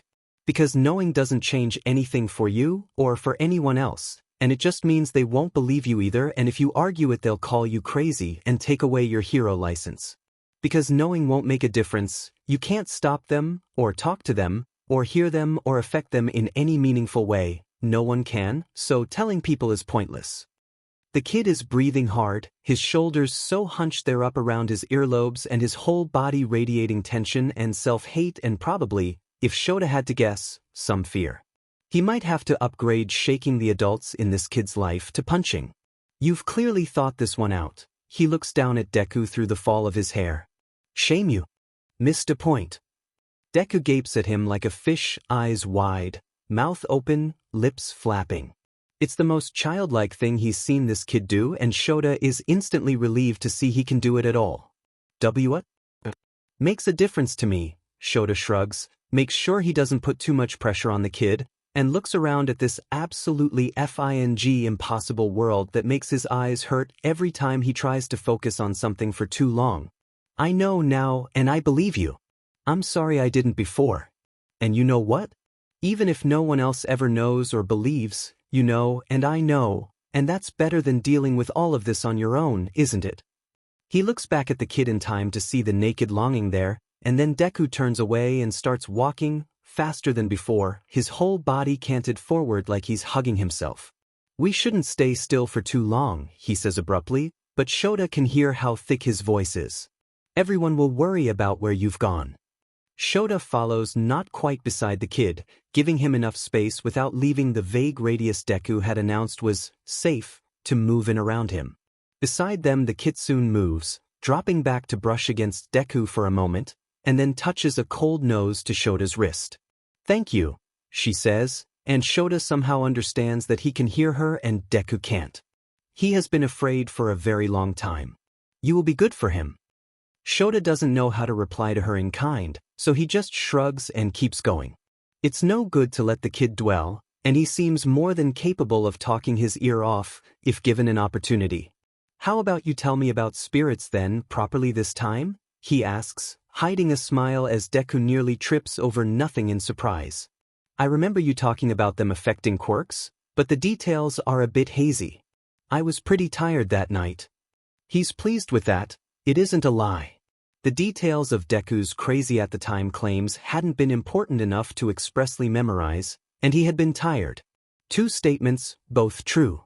He'd already figured out that any actual lie would twist in his mouth and physically hurt, just as Deku had warned him. Not that he wants to lie to the kid, but he needs to know how this place works. Right. Deku settles down a bit at that, relieved to have a shift in topic away from him. How should I start? Generally one starts at the beginning. Tamamami suggests, flicking her tail so that they brush the top of Deku's head and he ducks with the tiniest smile. Her voice is lilting and rich, and Shota thinks it is about as far from his own voice as one could get. I will begin. Once we were worshipped. And it makes sense, Shota admits to himself as the spirit explains, with Deku's interjections. At least, it makes sense as long as you accept the existence of magic as a truth from the start, which he's working on. Humankind's evolution into quirks has always been a contentious one, with theories spanning everything from a virus carried by mice to direct meddling from underground scientists to aliens and everything in between. One of the major reasons no cohesive theory ever really worked was because of just how varied quirks were and continued to become. Evolution struggled to explain how one person grew wings while another could psychically manipulate blood while a third could simply negate gravity. There was a lot of pushback against actual genetic research as well, which Shota was on the fence about. On one hand, a better understanding of quirks was, in broad strokes, a good thing, just like any other facet of humanity's health and well-being. On the other hand, quirk research was the most abused of the sciences, and genetic manipulation had such a bloody history it was very nearly outlawed around the world, and what was allowed was, in theory, closely monitored. And yet things like the Nomu had still come into existence. Still, as Shota listens, things make more sense than they don't, which also makes the "this is all a dream" hope all the more fleeting. Humanity's mutation wasn't for quirks, Deku and the Kitsune propose. It was something that allowed spirits, or whatever these creatures were, anyway, to bond with humans and share some of their power. It's definitely a symbiotic relationship, but what kind really depends on how you look at it. I mean, they mostly don't care what you do with their power, or how it manifests, or if it's dangerous. They just want you to use it to make it stronger, so that when you die and the power returns to them, they become stronger and they can just repeat the cycle. Deku's really engaged now, though Shota notices how his eyes never stop roving around them, constantly aware of their surroundings like he's waiting for an attack. So for some people, that's parasitic. Some spirits are awful and they'll give too much power to someone, or something really destructive, because they want to see them cause harm and use their power a bunch, and they don't care about the costs to the human. But then you have someone who can change their eye color or turn everything they touch orange, and I'd classify that as a commensal relationship because they're not getting anything out of it, except a quirk in a society that, really doesn't like it if you don't have one. Shota doesn't interrupt, and he barely lets himself breathe. This is the sort of analysis he'd expect in an essay from one of the third years at minimum, not an off-the-cusp ORL presentation given by an almost assuredly homeless kid with more issues than Shota has fingers. And then there's people like All Might or you or other pro-heroes, or even villains, where it's mutualistic. You benefit and your spirit benefits, even if you're not aware that they're even there in the first place and they don't really care what you do with their power exactly. Deku gestures around them, at the pastel trees and the blue-green grass and the seemingly never-ending empty gray-pink horizon. I think it might be a problem in the future if the spirits keep getting stronger and keep putting the same amount, or more, of their power into humans. I used to study heroes. He pauses, and for a moment his bright exuberance is shuttered as he looks anywhere but near Shota. When I was a kid, I wanted to be one. And I noticed then that the heroes now were stronger than the heroes before them, and then watching the sports festival every year, you can see the students are getting stronger too. He bites his lip and looks up at Shota almost apologetically. I don't know what that will mean though. Not your problem to solve, Shota tells him, firmly. This kid is not responsible for the whole God-made world, even if he thinks he is. And speaking of when you were a kid, are you really 16? Deku sighs, dejected. I know I'm short dash. Shota resists the urge to curse. The kid looks like he's been malnourished for years. You're more than short, kid. Look, Dash. He sees how Deku flinches and he eases his voice quickly. I'm not angry, I promise, but I'm going to ask you something. You don't have to answer, but I'd really like you to if you can. How long have you been living on your own? Deku closes up. Shota watches as he drags his eyes away and his shoulders go back up and his hands are jammed back into that god-awful hoodie. The kid tries to say something. Shota suspects it's a lie by the way his mouth twists and he GGS for a second. They walk in silence and he gives Deku the time to think about how he wants to answer. My mom died when I was 11. Deku's words are so quiet, Shota can barely hear them even in the surreal silence that surrounds them. There was an attack, some villain gang, and it tore through our neighborhood. There's no way this kid has been on his own for 5 years. Shota begs the universe at large. Out loud he simply says, I'm sorry. Deku shrugs with one shoulder.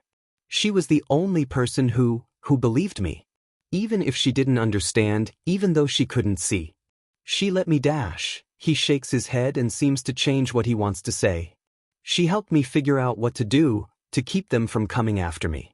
They would come in when I was sleeping and try to hurt me, especially after I was 8. Another pause, another ragged breath. I was put in care. Social services. They tried, but I was quirkless, and even after I was in a group home they thought I was making things up, that I wanted attention, because I didn't have a quirk. And Shota can see it, everything the kid doesn't spell out, the world isn't kind to the quirkless at the best of times. Couldn't you pull the disappearing trick on them? Or you stopped Shinso's quirk? That would have proved. Deku spins on his heel. You don't understand, he snaps, angrily. I had a toe joint. They knew I did, it was in my file, my doctors all said. I was quirkless. If you have a joint you don't have a quirk, and I don't know how to get here. I didn't know how to leave. Then, someone had to teach me and I wasn't going to be a monster, no matter what anyone said, no matter what they did to me. Deku's voice cracks and he wrenches his hand from his pocket and holds it out. The hand that had seemed to burn, Shota remembers, in the station. It's covered in scars. I don't have a quirk, but I can take their power if I want to. If I hurt them, if I take their names, I can make them and it's wrong. His voice cracks on the last word, twisted and hurting. That's why I don't have a quirk, because I won't take one, even though I could, because no one wants to be my partner, no one wants to be mine. I scare them and I should because if I get angry or scared I hurt them even though it isn't their fault. Deku's whole body flinches away when Shota kneels and wraps him in a hug, but before Shota can think I've effed this up again, Deku is clinging to him so desperately and sobbing huge, gut-wrenching sobs, his whole weight against Shota's frame. He holds onto this dead child like his life depends on it and lets him cry and promises that he's safe now, DMN it and DMN everyone who'd hurt him. The fox, Tamamon, stands off to the side. He's pretty sure she's keeping guard. He's certain she approves. Izuku's horrifically embarrassed when he finally gets hold of himself. He wipes his face on his sleeve and pries himself away from Eraserhead's arms. Sorry, he apologizes, feeling like a dried-out husk and wishing he had something to drink. Don't know anything you should be apologizing for, problem child. Eraserhead allows him to pull away and they both get to their feet a little unsteadily. Sounds like you've been carrying too much on your own for too long. Part of that is my fault. I'm sorry about Shinso again. Izuku shakes his head emphatically, because he's had a lot of time to think about this. You didn't know I'd panic. You didn't know how bad that would be. You didn't believe me, and of course you'd try your best to find things out. Tamamonome told me later that you told him only to ask my name, and normal people don't have panic attacks about their name. Problem child, something tugs at the back of his mind as Eraserhead looks down at him. You weren't panicking about your name. Izuku forgets about the tug as Eraserhead says, point blank, you've been mind-controlled before. Izuku flails a bit. It's not, I mean yes, I have, but it wasn't just that. It was, well I'm not going to judge you, Eraserhead says so plainly and Izuku is struck dumb because he can't lie here. Eraserhead waits and Izuku shifts from foot to foot for a moment before Tamamon comes up behind him and nudges him with her nose. Tell him, she says, and it's so gentle, they've both been so kind to him and somehow it seems to be because they want to not. Because they want something from him. And maybe if Eraserhead pushed, he'd close up and change the subject, but Eraserhead waits and he listens and Izuku feels the words come so easily, like a dam breaking all over again. The home wouldn't let me keep words up, so sometimes, the spirits would bully me, they'd push me or bite or scratch, because they knew I'd let them. And so I'd be pretty banged up, and the kids thought I was doing it on purpose, so they'd do things and I tried to stop them but then I'd get in trouble for fighting and it was always me against them, and everyone in charge said it was my fault. Izuku rolls up his sleeve. He's got scars of all sizes along his arms that he tries to keep covered now, but he shows one arm to Eraserhead and turns it so that he can point out the 3 thin marks that run halfway up the pale skin of his forearm. When this happened, they thought I did it to myself, and I couldn't really convince them otherwise.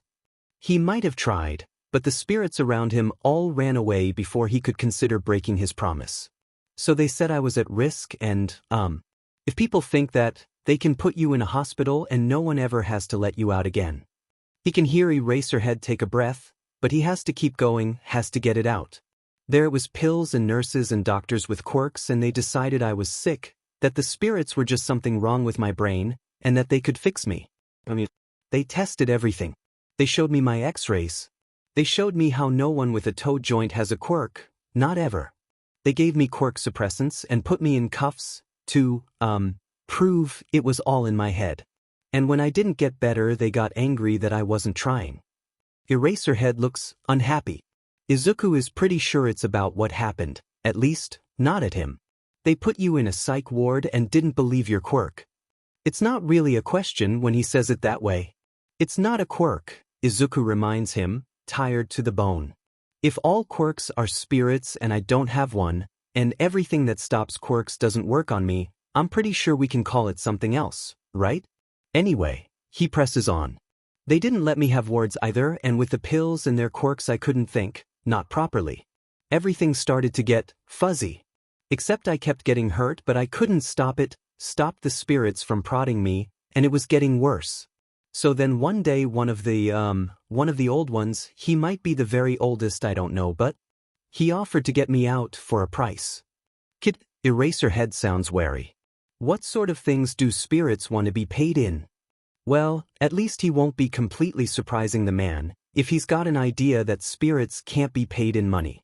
Izuku knows his grin probably isn't all that reassuring, but he's learned it's better to laugh than cry about this sort of thing. Spirits mostly want power, but some are collectors, kind of.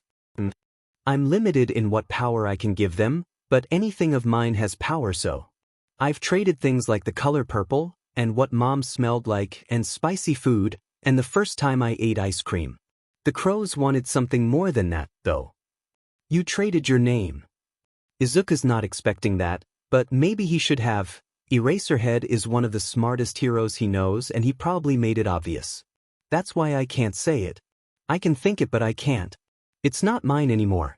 I think even if you knew it you couldn't use it, but I don't know how it all works. They tried to use it to control me, for a while. Eraserhead nods, like he's taking this seriously, and Izuku can't believe this is real. That he has someone who can see and can believe, and it means more than he will probably ever manage to say. Is that why you warned me about my name here? He nods. Names mean a lot of things, especially for spirits. A name can tell you about them, where they're from and what they can do and even what they're like, sometimes, but they also are what a spirit is in a lot of ways. They're made up of belief, and that starts when they're named, when they become something specific instead of something in general. Like the wind is just the wind, but the west wind is a pretty nice guy all things considered, because the Greeks worshipped him a long time ago, so now he's like a spirit. Spirit, because he's not ready to introduce Eraserhead to gods yet. There's a pause as Eraserhead frowns and looks around them like he's taking stock. So if someone has your name, they can control you. He'll never, ever forget how it felt to be bidden and to have no real ability to disobey, at least not at first. They tried. They did control me. It had been terrifying to be commanded and puppet. But then they wanted me to use my power against other spirits, And I didn't want to, so I tried to stop, and when they tried to force me, I figured out I didn't have to listen to them, even if they had my name. I think maybe it wasn't my full name. Spirit true names are always 4 parts, and I only had 2, so maybe that was it. He still doesn't know. It isn't like he can ask his mother or father if they'd given him a name not on his birth certificate. But it meant I could fight back, and I won. Won how? Izuku's relieved that Eraserhead isn't asking for more details because he really doesn't want to get into that right now. There's something comfortable about the way the man asks things too. He doesn't sound like he's judging or disbelieving or upset, he's just curious. Izuku feels like he's uncovered a dam inside of him, one that wants to pour itself out straight from his heart. I broke free and, well, we pretty much agree to leave each other alone now. I don't want to fight them, and they have my name, and even if they can't make me do things, it's still power, and I think I might have made them, well, a lot stronger. It probably wasn't what they wanted from our trade, but it's what they asked for, and I guess I learned a lot from it. Izuku looks at Tamamonome and around them. Like how to come here? Getting home took something else entirely, but he's been depressing enough for one day. And we should probably keep moving. I think we're near an edge. An edge? Eraserhead looks, but the landscape probably seems endless to him. Is that a way home? It'll get us closer. Izuku nods and reaches out to take the hero's hand. The rules of this place are weird. It's not like a planet where everything is one connected piece. It's a lot of different spaces that sort of bunch up against each other. Like if the tectonic plates all had individual personalities, sometimes played tricks on you, and moved in 4-dimensional space. Eraserhead gives him a look he absolutely cannot read. How long did it take you to learn all of this? Right. He sounds like a walking Wikipedia entry, doesn't he? There's a library here, Izuku explains, walking forward and feeling for the edge and overlap that hovers nearby but is always an inexact science. I think I spent about 6 months there, but I don't really have a good idea of when I left the hospital, exactly, but when I came back it was spring, and I missed winter completely. Whatever Eraserhead wants to say is cut off as Izuku tightens his grip on his hand and they move, from one place to the next, in the space of a step. Hisashi knows not to wait by the phone. Even though they don't have a landline at all, he and Shota and Hitoshi use their cell phones like sane people who want a phone they can put on silent or vibrate and can screen their calls and receive texts and, look, Hisashi thinks landlines are a relic and they remind him too much of work at the station, so there isn't exactly a phone to wait by at all. Having your cell in your pocket doesn't count. He's still waiting, though, and trying not to. Shota hasn't checked in and it's not something to panic about. Being an underground hero means your schedule can sometimes be a bit out there, but it's something to worry a bit about because being an underground hero means if he hasn't heard from Shota in X amount of time that they've set up in advance, he's allowed to get worried. This time, Shota's following up on something to do with the Yakuza raid and the cops have had the lead on it, so at least he isn't the one in charge of sounding the alarm. If Shota doesn't get back to him, it'll mean he hasn't gotten hold of the police either. Still, he's had to sound more alarms than he'd like, since they graduated. The point is, Shota's missed his first call but not his second, and Hisashi is worried but not letting it show because he doesn't want to upset Hitoshi, who is far too smart about this sort of thing. Something's burning, Hitoshi warns as he enters the kitchen and heads straight for the coffee maker. Hisashi pulls open the fish oven and is relieved to see tonight's dinner is a bit dark. But not actually black yet. Don't worry. Still totally edible, he assures, lifting it from the grill and setting it on a plate with a pinch of extra salt.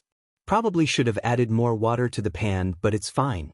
And what are you doing drinking coffee this late at night? It's decaf. Hitoshi sets the table and keeps glancing over his shoulder at Hisashi. You know, you do this every time. Do what? Make shioyaki and pretend everything's fine? Hitoshi sits next to him once the table is set and they both begin on their meal. Did Dad not call? Hisashi stares at his son, but he hasn't won a single staring match in this household and Hitoshi isn't about to let him do so now. Am I that obvious? There's a reason you're not an underground hero, is his reply, but it's said with what, for Hitoshi, is fondness. You're really obvious when you're worried. Only because you live with me. Hisashi feels the need to defend his hero cred. He can't have his kid thinking he's not capable. You've learned all my tells. You know all my weaknesses. You're perfectly primed to undercut me at every turn.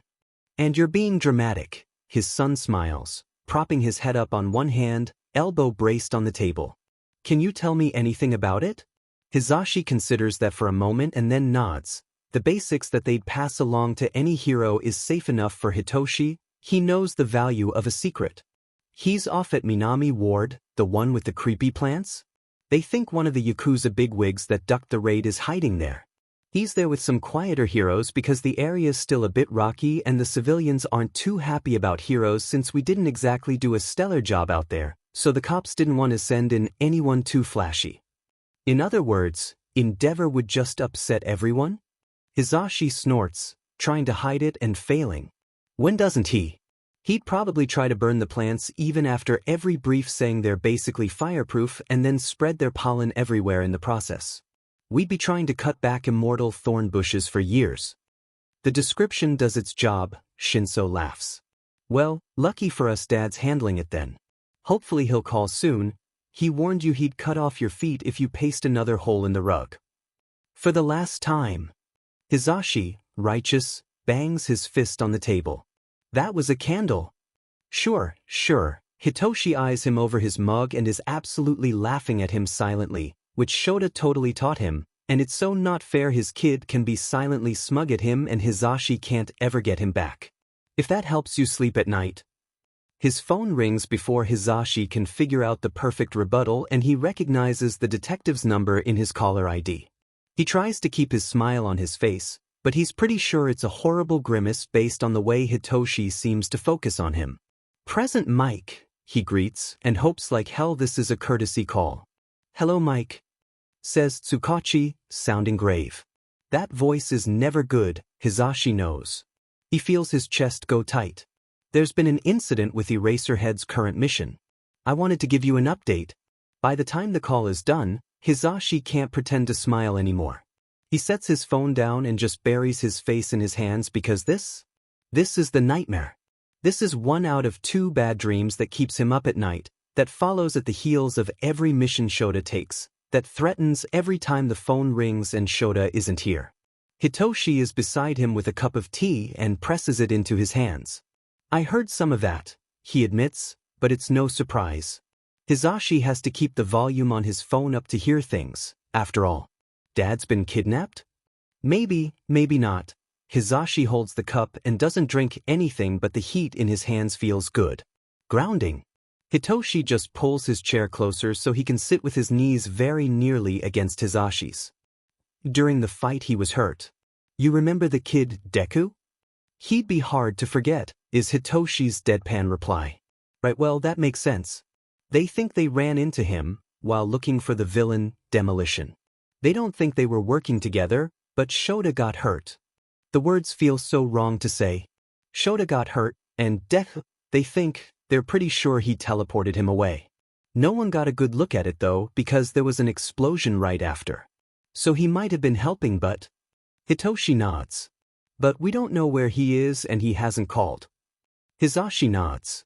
He hasn't contacted anyone, and no one has any idea where Shota might be, because no one's seen Deku since he disappeared. Ashtray takes that moment to jump on the table and head for the fish. You brat, no. Hizashi and Hitoshi both reach for her at the same time and Hitoshi ends up cuddling her to his chest. I swear she gets worse every time, he grumbles. Dad's been sneaking her treats when he thinks we're not looking. What? Hitoshi smiles. Well, it's a smirk. It doesn't reach his eyes. Make that when he thinks I'm not looking. You're clearly not paying enough attention at all. Hizashi sputters. What are they going to do? His son, their son, asks, still holding Ashtray and maybe she knows, because she curls against him and purrs and doesn't fight to get away. How are they going to find him? Tsukachi is going to call in everyone he can. Hizashi can report that much at least. They'll find him, Hitoshi. His son nods once, face half hidden by cat. They will or he'll find us, he repeats back, with all the conviction he can muster. Hizashi knows they're both trying to convince one another. Maybe if they keep repeating it, it'll be true.